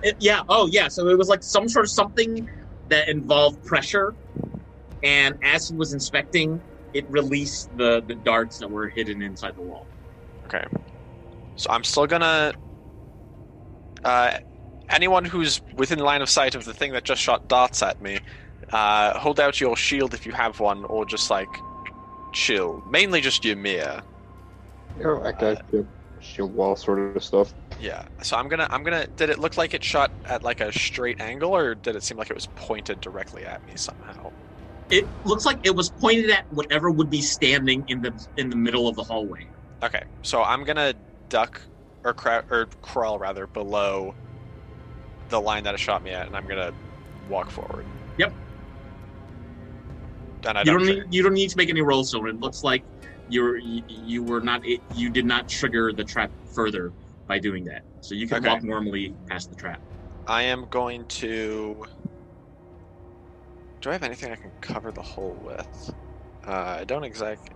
Can I, if I just hold my shield in front of the hole and just like keep it there and lean against the wall, I'm like, all right, you're probably good. Okay. So wherever the hole was, like here or something. Yep, it's right there. Yeah, I hold my shield up to it and I just like push it against the wall, so that if it shoots out, it'll just hit my shield and hopefully jam. Okay. Whereas, yeah, just move forward, slowly try not to, and I say try not to trigger it, just kind of walk forward, see what Okay. happens. Yeah, go ahead. Emir, are you behind the shield? Can you tell us how you're walking? With like my shield in my hand, I guess sort of, I don't know, holding it up, yeah, sort of where that sort of hole comes out of the wall, sort of holding it up at that height, kind of blocking myself with it, kind of trying to shimmy past Soren, I suppose. Okay, yeah, go for it. Yep, and Emir, you seem to make your way past Soren without triggering any further darts. And you do see, Emir, that it is a statue of a large rat that's on the ground. Yeah, Melody's saying you've made your way past Soren and you see what looks to be the statue of a large rat that's toppled on the ground. I guess just don't touch the walls. That seems to be where the trigger is. Yep. Once everyone is by, I'm gonna try and get to the front again to mending the statue. Yeah, so Soren, you kind of put it's a cantrip, right? Mending? Yeah. Yeah. Okay. So you're able to kind of repair this this statue so that it is standing upright, and you're able to push it back into the alcove from which it fell. And yes, it was a large rat. After you repair the statue, the other party members see on the wall what looks to be graffiti of rats in martial arts poses fighting each other. Nice. Silverin would like to stealthily peek around the corner. Soren, you peek around the corner and you see another corridor that leads down going south about 50 feet almost, maybe less than 50 feet. And it continues around going west. You can't see much further than that. There's another free corridor. I was gonna assume there might be another trap. That's probably smart. Soren will very gladly not take the lead this time. Okay, who wants to take the lead? I'd be happy to be glowing and looking at things. Okay, go for it. All right. Melody's kind of like checking out the corridor, walking ahead. Can I investigate for traps or? Yes, you can. Go ahead. 15. Melody, kind of do some visual inspection of the walls and floor. Don't detect any traps in this corridor. All right. Marches down the hallway until she gets to right here and peeks around the corner. Okay, so you peek around the corner and you see a door. So this door is made out of stone, and there is a mosaic.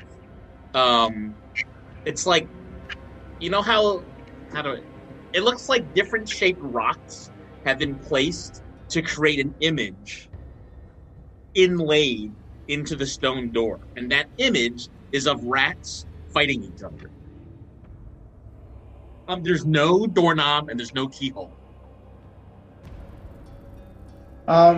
Before we advance, can Sibo roll investigation and search around the mended statue? Yeah, you can. That's 17. I mean, you don't find anything else about the statue, although you do notice it is it's pretty nice material that doesn't look like it came from the same material as the stone walls of this place. It looks like it's a much nicer, a different colored, lighter colored material. So maybe it was made somewhere else and not in this place that you're in right now. And I don't see any like keys or like hidden things around the statue. That's correct.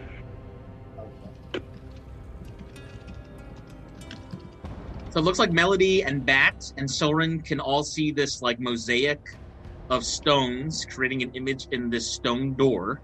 Melody, you're right at the door. What would you all like to do? Do the stones look like they're supposed to be moved in a certain way? Make an insight check. Wait, hold on. Actually, is it insight or investigation? Insight is discerning people's motives and emotions. It's investigation. Make an investigation check. Thank you. 18. 15? 18. 18. Okay. It doesn't look like the rocks are movable. And it looks like this sort of door requires some mechanism that will allow the door to move because there's no doorknob on the door. Can she look around to find it? Yeah. Anybody who's close, so that would also include, it looks like Bat and Soren, if you also want to make an investigation check to like feel around the walls or look for a trigger, you can do that. 12. 18 for Silver and 15 for Bet. Okay, Melody, you find yourself actually directly left of you. It looks like there's some sort of button that is made of the same rock material. And this button is like protruding out of the wall. And does that button seem directly correlated to the door? It's not clear why else someone would want to install a button there. She pushes the button. The door opens.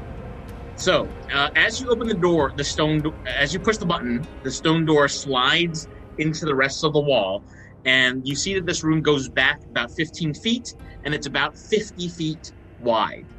In the northwest corner of the room, you see a disused guillotine. Looks like it's got cobwebs all over it. Like nobody has used it in quite some time.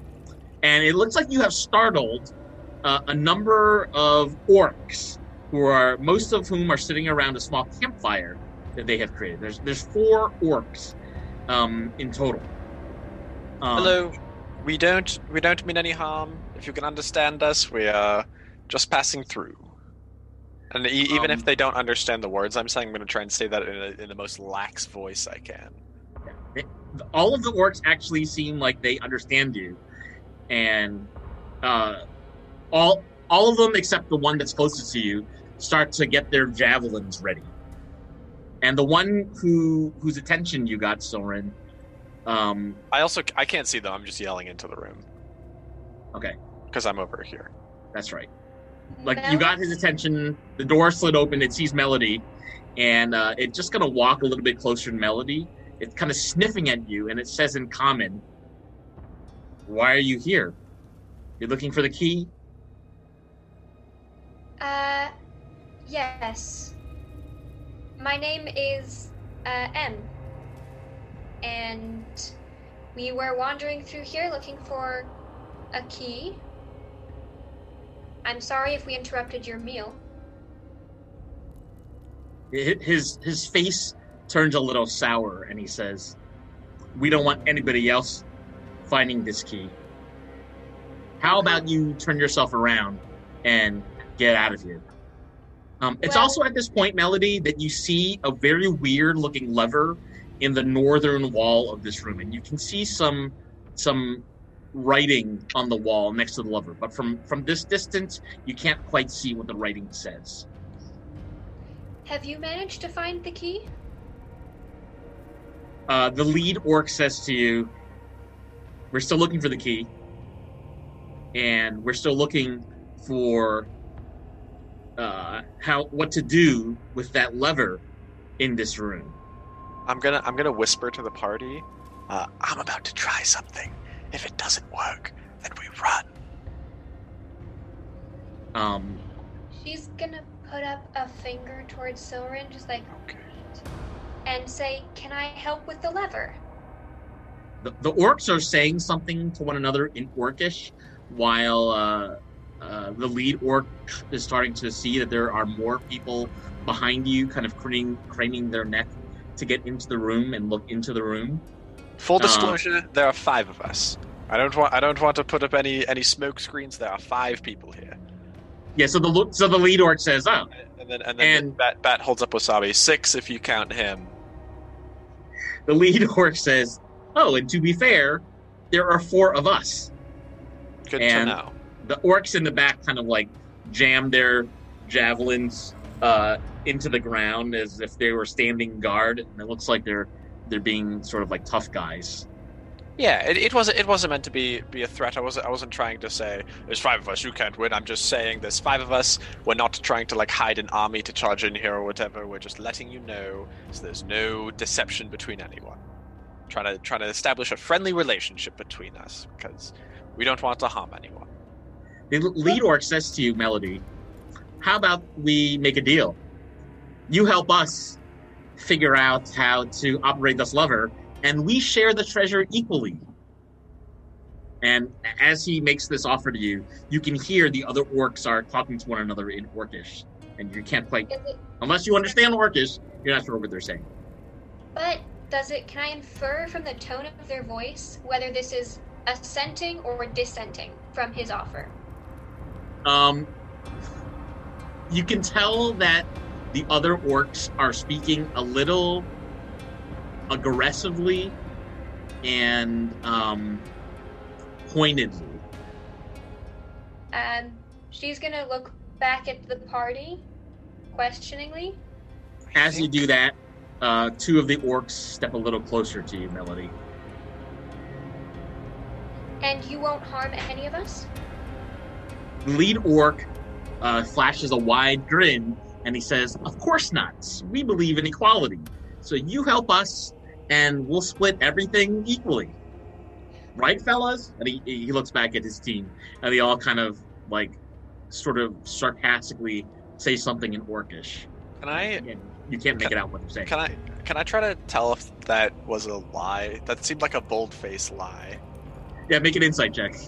And can I tell if they're a part of the 16. Enclave of the Wild, from what I've heard from the wizard? How would you do that? Wizard of Oz? Trying to see if there's any kind of insignia, like there's the emblem from the Cyric. So see if they seem to be correlated with any of the factions I've heard of. So number 1, Sorin, this leader is definitely being sarcastic. Number 2, Melody, you do not detect any obvious symbols telling you that they're involved with the faction that Shine Bright told you about. Okay, you don't need to say dishonesties. If you want to try and kill us, I mean, I wouldn't advise it, but you're welcome to, I suppose. We're trying to get through here. We don't want to harm you. We're just moving through here. Again, we don't mean any disrespect, but you also don't own this place. We're trying to find the rat temple so our little baby rat friend doesn't die. We're not here for treasure or whatever. We don't care. The lead orc says to you, so you're not in search of power and knowledge like all the other adventurers? We got plenty of that, baby.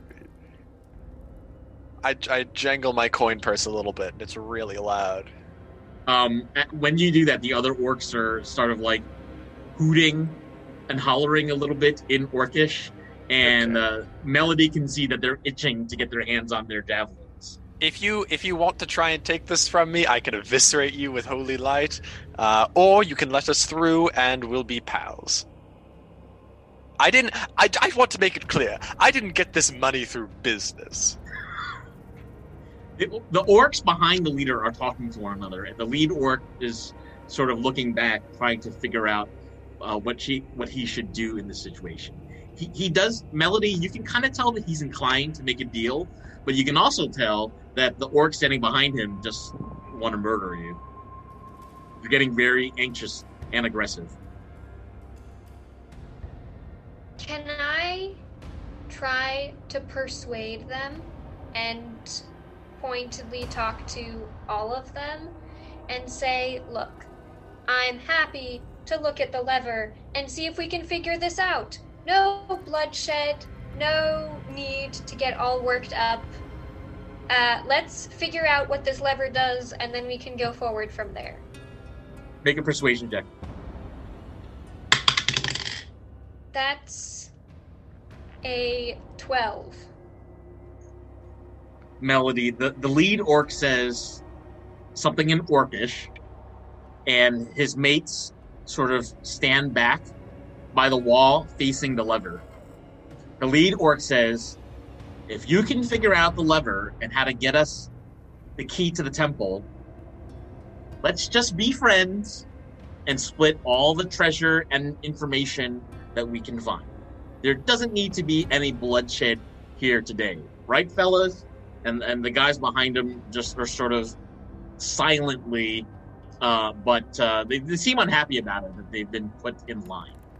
But it looks like they've made a clear path for you to move forward and inspect the wall and the lever. Can I inspect the wall and the lever? Can we move into some kind of position? Yeah, you can move into the room. You could, yeah.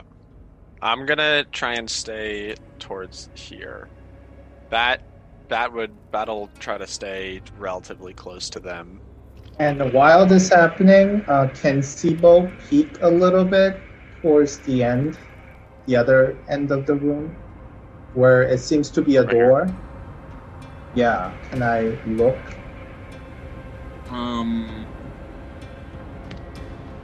Yeah. You want me to describe the door? Yes. Yes. Okay, that door is a wooden door that looks like it has a doorknob and a keyhole. And that door is in the southeast corner of the room. And it's shut. It's shut. And what's this thing here? The map? That's a campfire where the orcs were crowded around. Oh, okay. So in the chat, I posted an image of what Melody can see etched into the wall. You see a lever with 3 words written above it. It looks like the lever is currently in the left position. And if you can move it, it looks like you would be moving it to the right. But for some reason, the lead orc calls out to you and says, it looks stuck. You can't just push it to the right. Can I inspect it to see what's making it stuck? Inspect the lever. Yes. Yes. Yeah, make an investigation check. 21. Melody, you detect some sort of it looks to me like there is a specific mechanism or way to use the lever that is not simply yanking it and pulling it to the right. It might have to do something with the inscription on the wall. I'm going to say out loud, I'm going to use my wand of magic detection, just so you know. So I'm going to wave around a wand. It's not a threatening thing. And then I use my wand of magic detection. The orcs kind of grin when you show them your magic. And as you wave it, you see... a question for Silrin. Does it work through stone? Because it's a stone wall. So if there's something in the wall, would you be able to see it? I believe it is stopped by a foot of stone, but let me check. Okay. I'm going to check it too. Tech magic. You sense the presence of magic within 30 feet of you. You can penetrate most barriers, but is blocked by 1 foot of stone. Okay. So, you can detect magic that is coming from the area around the lever and something that is not buried that far behind the lever. So you know something is in the wall. Does it have a school of magic? Look that up. Schools of magic. There's evocation, which is explodey things, abjuration, which is protection and anti-magic and wards, transmutation, which is changing things, conjuration, which is teleporting things and summoning things, necromancy, which is manipulating the flow of life and death, illusion, which is making false appearances, enchantment, which is mind magic, and divination, which is detection and seeing. Okay, I think it's... If it's also possible that it doesn't have a school. That's what I'm trying to figure out. Like, if this is a school, what is it? But if it's not a school, okay, I think it's something. I think it's evocation. Okay, that is Like- upsetting. That is. It could just be, transfer of energy. It could also mean this is going to explode in our faces. That And you're both saying this out sources- loud, right? I'm thinking in my head for now. Okay. Both sources are evocation? You detect within the wall there's some sort of evocation magic, but not the lever or the inscription or anything. Did you say there was a source on the wall and then a source further in? Or was it just the one source further in? One source further in, but nothing on the wall itself. Okay. Is also, just while I'm doing it, is there any other magic in the room? Let me see. Within 30 feet. I mean, I can also just walk here for a second and just scan the whole room and then walk back. There's no other magic in the room, but Silrin, you're getting a weird sensation that there's something creepy and crawly, underground or in the walls. Okay. Can Melody try and just move the lever towards the wall and turn it, away from the wall and turn it, up and turn it, down and turn it, left and turn it, try and dexterously move this somehow? Okay. Tell me one at a time. I missed. I think she's You're just saying trying all these different things. she's trying everything. Yeah, I'm just trying to move it in other places before I try and turn it to the right, to see if it's supposed to be, for example, pushed before it's turned or pulled before it's turned. If that makes sense? You're trying to determine the sequence of what to do with this lever? Yes. The picture I can try. that you sent us has a grid on it. Does that mean there's a grid of stone? Yeah. Are they little? I'm imagining little shelves of stone. It's just sort of And then like in a the middle one, there's a tiled lever. stone. Like stone tiling. Okay. And the lever is sticking outwards. Correct. It's sticking out of the wall. And it looks like you're supposed to turn it right, but the orc leader told you he tried that and it didn't work. Can you push the words into the wall? You have to try to find out. Okay. I'm gonna push Polly. Yeah, you push at the words in the wall, Melody, and it doesn't seem to do anything. So can I try moving the lever in weird ways? Yeah, tell me how. Well, first we'll try pushing it into the wall before turning it, and then Like pulling it pushing back it into the wall. Okay. Yes. And then what was the second one? Pulling it out of the wall and turning it. Okay. And then moving it in all the cardinal directions before turning it. Cardinal meaning North, south, east, west, up, down, left, right. Melody. After about 4 or 5 tries, you managed to yank the lever up, and a stone drawer, pops out of the wall, such that the lever itself is actually the knob of a drawer. Does that make sense? So, Yes. like, a drawer has popped out, and you see a bunch of weird things in this drawer. So I'm gonna describe this for you in a second.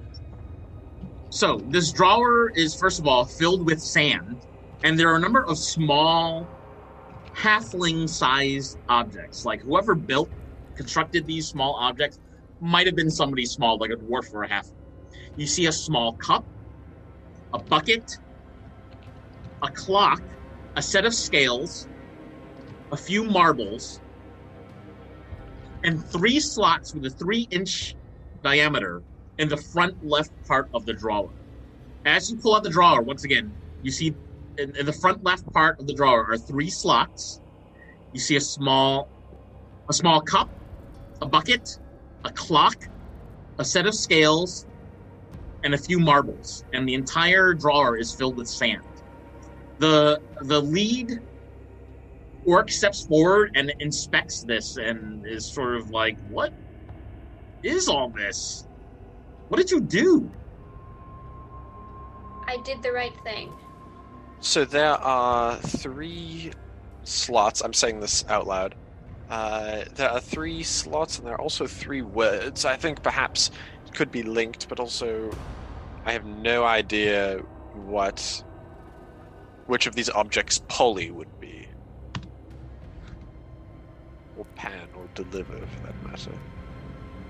Melody, one more thing that you noticed after sort of yanking this lever in different directions is that once you finally got it open and this drawer popped out, the lever itself started to feel a little bit loose. Are any of these objects the ones that were magical? Because the spell lasts for 10 minutes.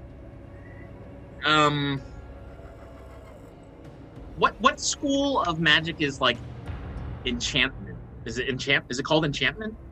Like modifying items? Yeah. That would be transmutation. So enchantment is like you enchant a person, like you're enchanting. But like enchanting a sword to be magical would be transmutation. Enchanting a sword to be magic. So transmutation, you call it? Yeah. Well, I mean, like the spell, like magic weapon, is a transmutation spell. So anything along those lines would probably be transmutation. You sense there to be some sort of evocation or transmutation effect that is produced by manipulating or using these items in a particular fashion. Okay. Is there like a passive magic coming off any of them? It's coming out of like everything in this drawer. Okay. It's not like a strong magic, but you can see there's like a faint trace of magic on all these objects in the drawer. And is this the source that I detected farther into the wall, or is there also... Okay. That was the source, and now that it's popped out of the wall, that is the same place that the magic is coming from. Gotcha. So at this point, the other orcs are sort of crowding around and figuring out, like, what is this? Because they can't... First of all, they can't believe you figured it out. But secondly, they're just surprised that you have found this drawer, and the main orc is very puzzled and interested in what you are discovering. Bat is looking at the drawer, but then he's also gonna turn around so that he's facing the orcs, just in case. Just in case they try something? Okay. Yeah, Bat gets kind of a whiff that at least one of the orcs is looking a little, like, greedy. He's got that kind of look in his eye, like, if there's treasure or something, or a key in there, he wants to grab it. Like, that's the kind of look that Bat is picking up. Sorry. I was gonna try and put the sand in the scales and the marbles on the other side. Okay. And then nothing happens when you do that. But the orcs standing behind you are all sort of like, ooh. They're like they think you're some sort of magician when you try manipulating these objects. Could I put I'll clear the scales, and can I put the cup on one side of the scale and the mug on the other? The cup on one side and the mug on the other. Okay. Again, you get a chorus of oohs coming from the orc standing behind you, and so nothing happens. Melody, could you make a history check? Yes. That is a 19. Melody, something tells you that this mystery drawer is very likely a puzzle created by the Imbroglio faction. Of course. And that somebody like Shinebright would know a thing or two about who created this or how to solve a puzzle like this. The lead orc says to you, but Bard, tell us, how did you get this drawer open to begin with? We tried so many things. What did you do? I'm just magical. Yes, we're all magical in our own ways, but how exactly did you get this drawer open? Well, does it matter? It's open now, and we're trying to figure out how to open whatever is next. Yes, well, if we intend to be friends and share the treasures we discover in this place, perhaps it would be beneficial to let us know how you solved this one so we can help each other discover other things in this temple. Well, you saw me try pushing it in various directions before turning it, and it just happened to be one of the cardinal directions, you know, north, south, east, west. But I'm not sure quite which one because I was just fiddling around with it. He laughs at you and says, "Okay, yes. Well, sometimes it's dumb luck, I guess." While they're Really? while they're talking, can I just try? There are 4 objects and 1 scale. Is this? Can I move the scale around, or is it? Yeah, connected you to can. the Everything. bottom? It looks Okay. like you can pick up everything. There's no traps on anything. Yeah. I do just want to try every combination of object in the scale. Just like go through that. Does anything happen? No, nothing happens when you Okay. put the objects from the drawer on the scales. Nothing happens. Can I push down on one of the slots? Is there any mechanical click? You can detect that there could be something that fits perfectly within those slots, but you don't know what it is. Does it look like it's any of the 5 objects? Can you make an investigation check? Sure. 10. Soren, something is telling you that you need to inspect the front of the wall again to see if there are any other clues, or maybe there's something about the lever that you may have missed. Okay. Sure. Can I inspect the lever again? Yeah, so you notice that the lever is actually, for some reason, really loose, and it wasn't like that before. Can I pull on it lightly? Yeah. Does it come out? Yeah, in fact, you Is it see a a key? scroll hidden in I'm gonna this... try and pull it out. Just so it looks like I'm fucking with it, but then if it comes out, I want to keep it hidden by my hand. Okay, it's not a large scroll. It's a scroll maybe, I don't know, 7-8 inches long. Okay. And Can I slide that up my sleeve? So nobody else sees it? Yeah, you can. Yes. You would need to do a sleight of hand check, actually, because the orcs are like I right have over your shoulder. proficiency in that. This is the second time I've gotten to do this all game. Yeah, this is a sleight of hand check. Yes. 12. It seems to be successful. But what you do with this scroll? Yep. I'm keeping I'm keeping it there for now. Okay. I want to see if there's anything left in the little lever. Wait, so I pulled out the lever from like the hinge that it's on, and then a scroll came out from beneath the lever? From like you saw that the lever was a little bit loose, and if you pulled on it, there was a scroll hidden behind the mechanism. Gotcha. Can I also like look into the mechanism and see if I don't know? It looks like it looks like it's a complicated combination of metal springs and rods, and looks very Gotcha. well made. Whoever created this thing. Gotcha. Can Melody roll a perception check to see if she notices the sleight of hand? Yes, she can. And Sibo, Emir, if you want to do anything, let us know. Nat 20. Yeah, Melody definitely notices. Melody notices. What, Soren? Sorry, do I notice that Melody notices? Yeah, Melody notices Soren found something in the lever. I look at her like, yeah, you can act it out. I don't say anything because that would give it away, but I kind of just side-eye Melody and I go, And Sibo I need saw to pee. this happening while on the side, and he's gonna say, "Hey Soren, I want to take a look. I want to help. Can we switch spots?" Sure thing. Hmm? I better also do some praying. It's been a good moment, and you know Timur has helped me out quite a bit. So I'll walk around and let Sibo take my spot, and then I'm gonna get on my knees and take out my holy symbol and pray, and I'm gonna face the wall. And while I'm doing that, I'm gonna stealthily take out the scroll and read it while it's against my chest. So is this a stealth check then to get away with it so the orcs don't see? Sure. I feel like stealth or sleight of hand would make sense here. They're the same modifier for me. I was thinking stealth or sleight of hand. I'm gonna say, let's say stealth actually. Okay. And can Melody help by Yeah, Melody, you can help. Like By cover, roll- you're covering Soren so they can't see. Yeah, why not? Yeah, Sibo is gonna help too. And I got That's- natural 20, so it's 23. my thought was to distract the orcs by drawing their attention to the drawer by doing Okay. other things with it and like pouring stuff into the slots.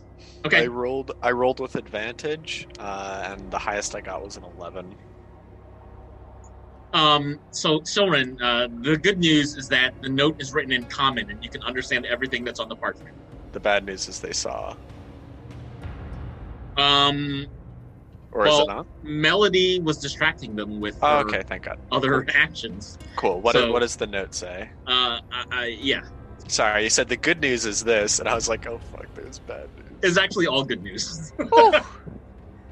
Is It's a you very see sudden 5 change. messages written on this scroll that all have a weird set of words on each of the 5 messages. And something tells you, Soren, that maybe these are incantations or codes or instructions. Something with these words will help you figure out what to do with what's in this drawer. Can I? Ooh, so I'm praying right now. Yeah, it looks like you're praying. Yes. Can I pretend like I'm reading scripture? Yeah. Yes. And I want to say out loud, just pretend like it's in some weird language. Key BETH subject, swift, even bakers. The orc starts looking at you, and they're shaking their heads like this prayer stuff. Is... Shamalama ding dong, protect my soul or whatever. But when I said the first thing out loud, does it do anything? Nothing happens. Okay, I'm gonna try and just do some fake prayers. Mix it. I do probably actually know some prayers of Timora. Yeah. Can I mix in this stuff I read on the note? Just say it out loud. Yeah. Does anything happen when I say any of them out loud? Something is telling you, Silren, would actually help the party for you to say these phrases out loud, and that would help you figure out what to do with what's in this drawer. Yeah, and that something is the DM. I want to first just see if any like magical thing triggers if I say them out loud. Maybe you should try saying them. I do. I'm saying them hidden in a fake prayer. Yeah. Seeing if Okay, a nothing magical thing happens. triggers when I say it. Nothing happens to the objects in the drawer. That you don't detect any magical effects. It's just like, and the orcs are thinking that you're getting some like eyebrow raises from the orcs who don't know what you're doing or saying or why you decided to start praying now of all times. Like they're just Squamble, looking at you. squimble, dingble, blood and tingles. I love my god Timora.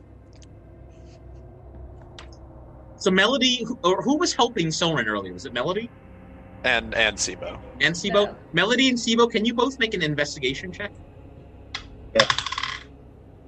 9. 15.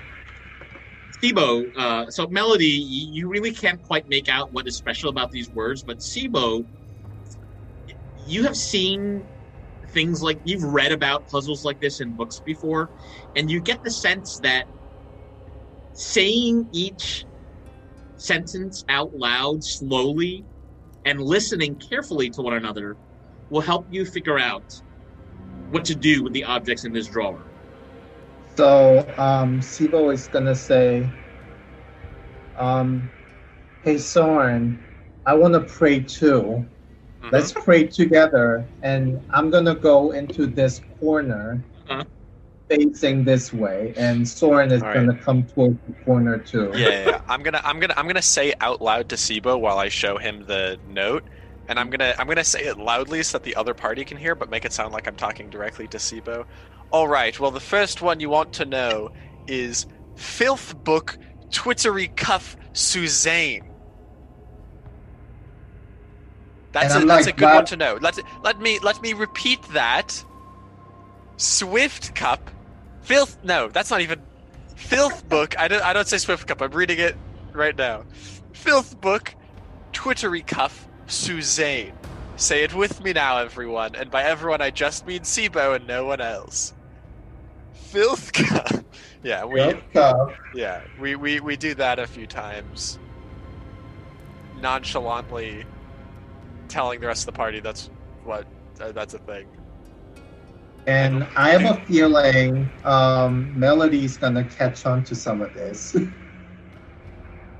Because she was very good at solving puzzles in the library where we found the secret den. So I have a feeling Melody's gonna catch on to our message. Yeah, so the party the party was probably very likely to figure out that Silrin and Sibo are up to something. Yeah. I wanna say this with as much of like a head nod as I can. I'm not actually nodding my head, but as much of a verbal like nudge. And I'll try to just go through these phrases and covertly give it to the party without the orcs knowing. And she's gonna start like drawing strange symbols in the sand as she listens to them talking, and mumble almost incoherently along with what they're saying. Though it could be correlated to the nonsense she's writing in the sand, or it could be correlated to anything else. Emir, Bat, any different actions? I think Emir's kind of just staring at the orcs, kind of same sort of bewildered confusion, trying to understand everything that's going on. The orcs are kind of interacting with you at this point, Emir, saying, I don't know, man. I don't know what's going on with this drawer or this sand or your weird friends, but if there's no key in there, maybe there really is nothing in this room after all. Maybe we should try to get into that last room in the corner. And one of the orcs kind of leaves the group and tries figuring out like how to unlock this door in the corner. To no avail. He doesn't seem to know how to get in. So does that mean that door is locked? You can kind of see from where you're standing, Sibo. There is a doorknob, and it just looks like the door is stuck. You're not sure if you need a key to get in or if you can break down the door, but the orc doesn't seem to be able to get in just yet. I think Emir's gonna sort of walk over to the drawer there, and all the little objects in there. I'm gonna see what trying to move them around and setting them in different orders in those 3 different spots in the bottom corner. Okay. Do you want to tell me which objects or what order or anything? Yeah, sure. Sorry, my bad. We'll do bucket. Then there's that cup, and then the weight first, and then I'll slowly just kind of alternate between that. They'll be like, all right, then this bucket. Then I don't know. I'm just gonna The orcs are watching you do this, and they're occasionally making noises like, oh, he's about to figure something out. And the orc leader is shaking his head like this puzzle is too hard for him. But Emir, nothing happens from manipulating the objects in that fashion. Yeah, so Sibo and Silrin are in the corner. Could you both make another investigation check, please? You both have been like praying and looking at this scroll. 3. I got 16. Sibo, you get this mental image of your party kind of sounding out the words on the scroll as if they were lyrics, as if they were poetry. Whole haystack operas, sundusk hails. Filth book, twittery cuff, Suzanne. It's ethical octane, I know too, brunette, or Jennifer's lot. Key BETH, subject, swift, EWAN, BEAKERS. Melody, something tells you from having spent some time with Shinebright that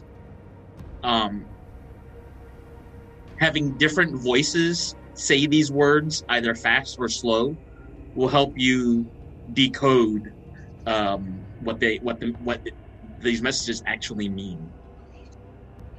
It's at this point the orcs are sort of looking at this bard, just like sort of whispering to herself, and a couple of them are backing up, and they're sort of like, "What is going on here? Maybe there's really nothing here." Bat will hold the cup or the mug, the leftmost object. Oh, wait. DUSK scales. The scales pull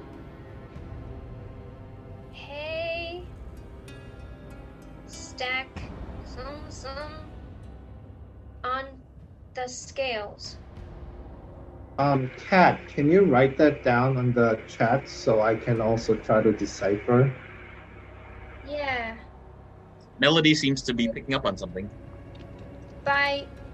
It sounds like these are supposed to be, when you say them together, it's supposed to sound like instructions. So for example, the first one sounds to me a bit like, Melody, you're becoming even more certain that you're onto something. The orcs are starting to get tired, and they're having a discussion. It looks like they're having a discussion with one another in Orcish about what to do next. the things we have are a mug, cup, a device, and marbles. There's a balance too, right? But those are the scales we're supposed to stack stuff up on. Also, what are the holes in the three? You see the three holes, right? What are those? Those are 3 notches. So Silren figured out earlier there could be something that fits in the notches that would trigger a mechanism, but he couldn't figure out what exactly would go in those slots.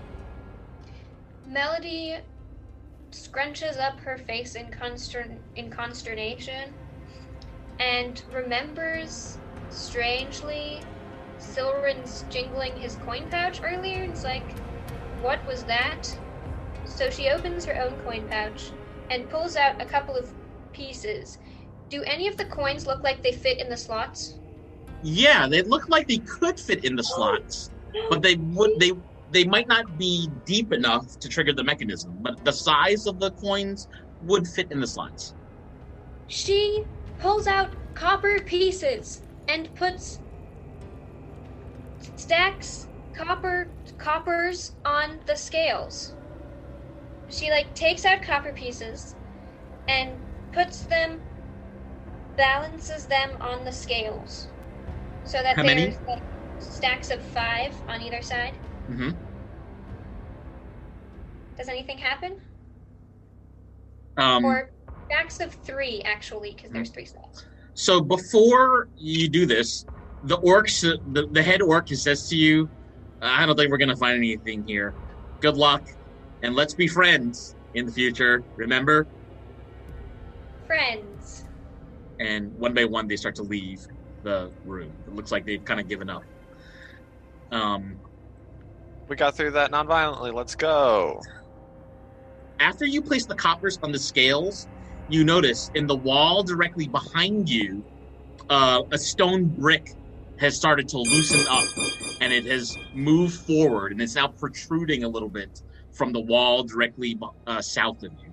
So definitely putting the coppers on the scales did something. Okay. Can I go run over and grab whatever's over there? So it's like the stone is coming out of the wall, but nothing is attached to it. But you're now wondering if there's a connection between solving these instructions and the stones in the wall moving. Yeah, and the stones are moving purely mechanically. There's nothing magical. There is something magical. So Melody. Oh, okay. So am I now detecting magic on the stones? Was it not there before? So I don't know how to describe it. Like Melody, maybe there is a mechanism. Like once Melody put the coins on the scales. Yeah, they're starting to move. But I don't know if that reaction is a mechanical device that goes underneath the floor or whatever, or if it's a magical thing causing the stones to move. I don't know either. Maybe it's mechanical. Okay. Yeah, it would. Yeah, I mean, yeah. Okay. Melody, go ahead and give yourself 75 experience points for figuring out the first instruction. You can definitely tell that all of these messages on the scroll are further instructions. And something is telling you that it helps to really sound out and say out loud these messages to determine what the imbroglio would have you do. The second one would probably be fill the. Don't know what. Cuff is probably cup. Sorry, that's not my character voice. Suzanne, would that be With sand. with sand? With sand. Feels as something cup with sand. Fill Probably. the book twittery. One object is a bucket, and the other object is a cup. Oh, it's a bucket? Oh, okay. I thought that was like a mug. Bucket. Okay, Wait. I will. Sorry. Fill the bucket with 3 cups of sand. I do that. And upon doing that, you notice the stone that was protruding in the wall directly south of Melody is protruding out a little bit further. Silver and Melody, if you could both take another 75 experience points for that. Hell yeah. Seems like you're on a roll. This is satisfying. It's That's good. It's ethical octane 902. It's clock. Something with the clock. Set the clock. to 902. To 9:02. Okay. We set the clock to 9:02. So could the both of you take another 75 experience points? Once again, the stone in the wall is starting to protrude a little bit more, and you can hear something metal is attached to the stone. If you guys want to, I'm guessing it's the key. If you guys want to do this, I don't want to take all this XP. I'm And there's trying also- to figure it out, but I'm kind of like clueless. And then there's also, by the way, another door in the room that you could inspect and see if you want to do something with. So Sibo is actually going to inspect the guillotine. Okay. On the floor around the guillotine, you see the heads of a number of small animals, including some rat heads. You're using your ranger sense and your ranger abilities. You kind of guess that these are recent kills, and it's possible the orcs that you had just met might have been responsible for murdering Killing the rats. Mm-hmm. But at the same time, you also notice that part of the guillotine looks like it hasn't been used in a long time. Looks like there's cobwebs and things on the upper part of the guillotine. So if only the blade was used, then it's possible it could have been used recently. I think the fourth has something to do with the first slot. Niffer's lot. Niffer's slot. I feel like it's brunette. I feel like it's burn, and then net is the first bit of a different word. And Sibo's gonna come to the other door by Okay. the south, and Yep. he wants to inspect as well. Okay, so Sibo sees that this other door, let's see here, looks like it's stuck, and you need to do something to the door to make it unstuck. There's a normal doorknob, but if you try the doorknob, the door is stuck. So you need either a key or a way to push the door or damage the door to get into whatever's behind it. Can I see through a keyhole? Yes, and you see that there is a room behind there that goes back about 5 feet, and then it turns the corner, and the room continues down the corridor. But you don't see any creatures or anything back there. Can I pick it with my arrow again? All right, make a dexterity check. Burn a torch in the first slot. Does someone have a torch? I'm pretty sure we all have torches. I got 18. Packs. Can I have one? Sure. Cool. And I have a tinderbox. There's also a lit fire. Oh, true. So she'll go over to the Matt. fire, the torch, and put it in the first slot. Melody and Soren, go ahead and take another 75 experience points. You have figured out that by placing a torch in the first slot, this stone protrusion sort of pulls all the way out, and you see a key dangling from beneath it.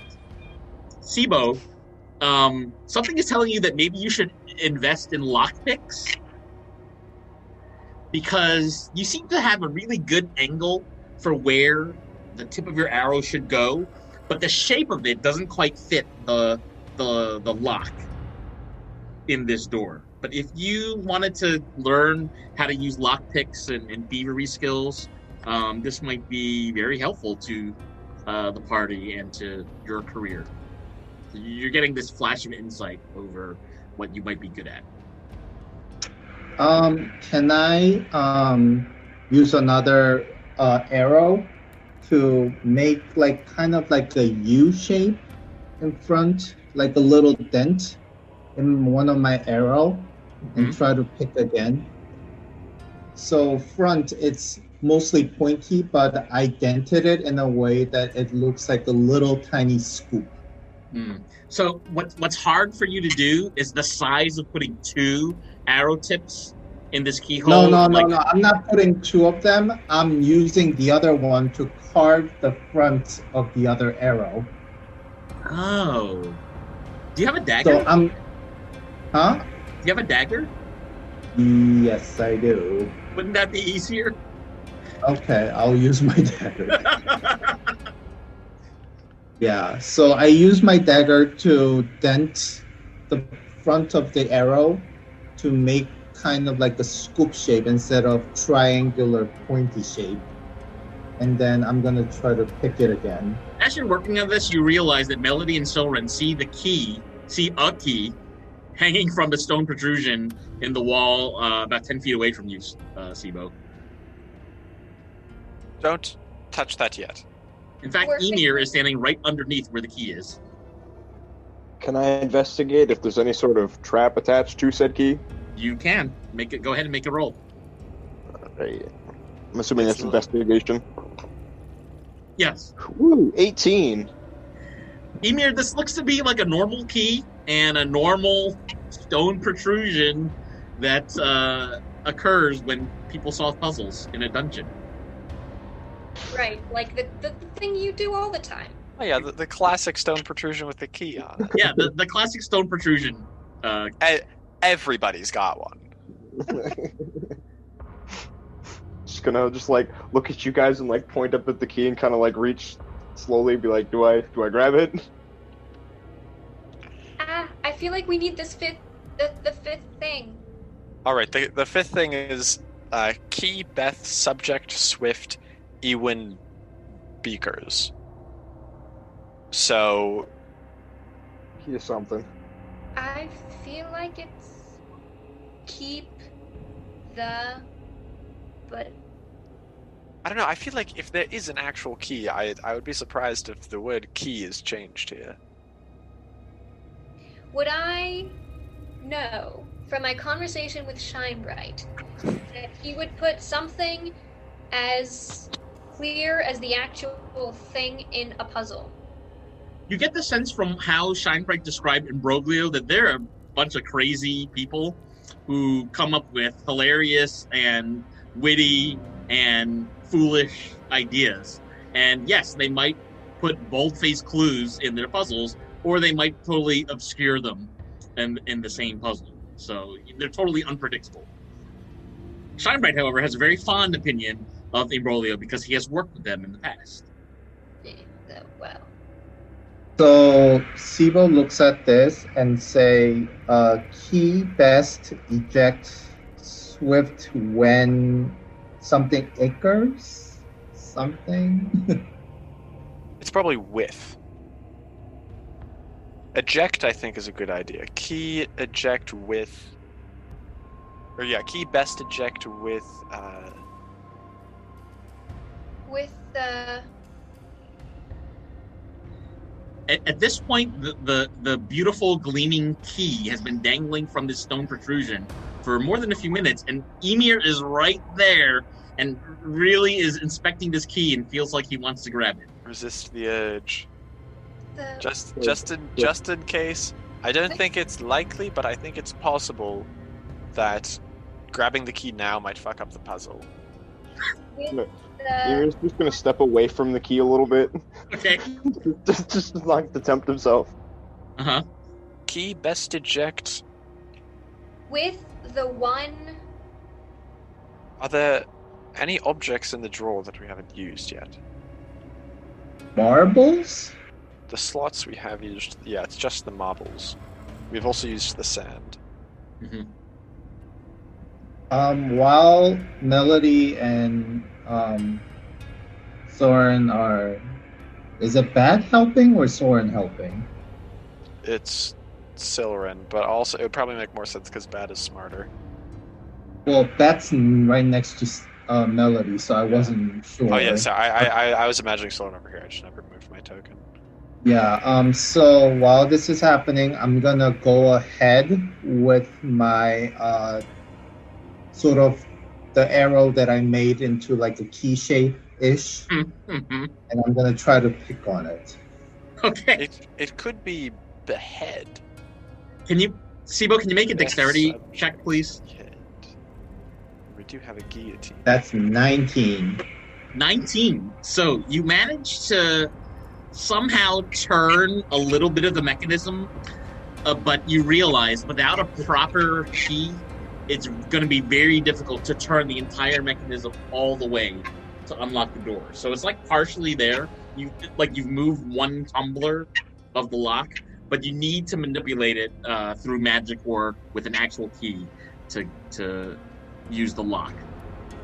Yeah, but he's gaining experience in picking locks. Yes, he is. He's trying things. Be cursed. I think with the end is something perhaps like with the one being cursed. Be cursed or something like that. Which connects a curse to the key. Am I detecting magic from the key? You're detecting no magic from the key. Oh.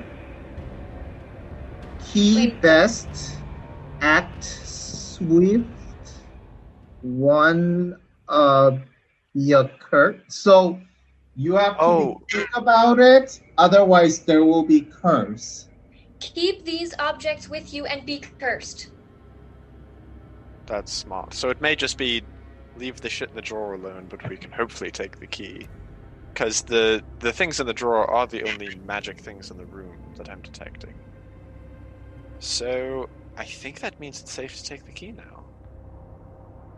However, I would like to make sure that the three of us standing around the drawer and anyone else here, I'd like to prestidigitate them clean and make sure that any and all sand that falls off of them returns in the drawer. Okay. So you use your cantrip to clean off the sand of everybody, and the sand goes into the drawer. Yes. And I'm going to leave my coppers. They can keep my coppers. Okay. May I grab the key now?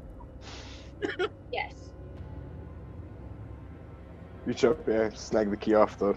Oh, I will also put the note back behind the lever. Okay. Emir now has a key in his possession. We should hide that. Who A lot of people are after that, particularly the orcs that just left. Who should carry it then? I could carry it. I'm pretty good at hiding things on me. Okay, and can you try to open this door? For example, now? the 3 daggers that none of you have found yet. That's just evidence that I'm good at hiding things on me. So I'm just gonna hand the key to Soren. Right, Thank so you. Soren is now in possession of this key. I put it somewhere. Not even the DM knows. No. I am going to I guess, hide it in my boot. Okay. Yeah, or where Silren probably knows better places to hide things on his person than I, Teddy, do, because he has proficiency in sleight of hand. It's fine. Cool. Actually, well, before I do that, I'm going to test it on this door. The key. Yes. So Seabos takes his arrows back. The lock is exposed, and Silren tries to use the key. It unlocks the door. You hear a clicking noise, and you can hear somebody saying, "Hey, we're free." I hide the key immediately. You hide the key, okay? Silren, you hear the voice of a goblin in common saying, "We're free! We're free! Someone unlock the door!" Yeah, you're welcome. Ooh, while he is doing this, can Melody go through and methodically put everything back in the drawer? Dump the sand out, pull the torch from the first slot, but blow it out and put it also in the drawer, and take the coppers off the scales and leave them in the drawer, put all the sand back in the drawer, and try and put everything back. Okay. So Melody takes back all the objects that were used, including the torch and the coins, slides the stone drawer back into the wall, screws the lever back on, and it looks like nothing was disturbed. Does the thing that slid out with the key, does that go back into the wall? No, the stone protrusion is still exposed I think from that wall. It might just But be done. it's hard to tell that anything was there. It's hard to tell that there was a key hanging from there. Cool. Yeah. So Yeah, it looked like it could be any part of the room. Like, it doesn't look significant. I picked the lock for you. The door's open now. You're welcome. The voice says, "So can we come out? Is it safe? Are the orcs still there?" Nope. Are you going to try and hurt us? Because if you will, then it won't be safe. But otherwise, yeah, you're cool. No way. We're just hungry. We've been trapped in there for 2 days. Oh shit! All right. Well, yeah. Come on out. And so the first goblin opens the door. You then see behind him. I mean, you can see it, but they're also making themselves known. That there were 3 other goblins, so there's 4 goblins total. They look a little bit beat up, like they were roughed up, or they were in some sort of fight or argument fairly recently, and they look a little pale and upset. And the lead one that was just speaking to you, Silren, says, "Do you have any food? We are so hungry." Yeah. Right. We do. Right. Melody pulls out 4 rations. 4 rations. They grab them from you and start gobbling them up, thanking you profusely. And they're saying, "It's not worth it. It's not worth it to get the key to the temple. It's in the very last room here on this level. But if you look at what happened to us, and you can see that there are patches of bruises and patchy bits of skin on their face and arms, it's not worth it. We're not smart enough to get the key. So good luck, but we're gonna get out of here if you don't mind." Hey, before you go, yeah, I'm assuming it came from the tavern pantry. Yeah, we did. Rations are good, but I give the leader 10 gold. Go get some food. And remember, the person who saved your life, the group, is named Silren and the Sillies. Don't forget it. The goblin leader is like so surprised and happy and humbled that you decided to do that. He shows the gold to all of his other men, and he says, "Mr. Silren, what are you, a duke or something? So generously gave us this gold so we could have rooms and food tonight. Thank you. Thank you, Mr. Silren." Something like that. I'm basically a duke. I'm just like really cool. Just don't forget the name Silren and the Sillies. Spread it. We saved your lives. Yeah, we'll tell everybody. Silren and the Sillies. Nice to meet all of you sillies.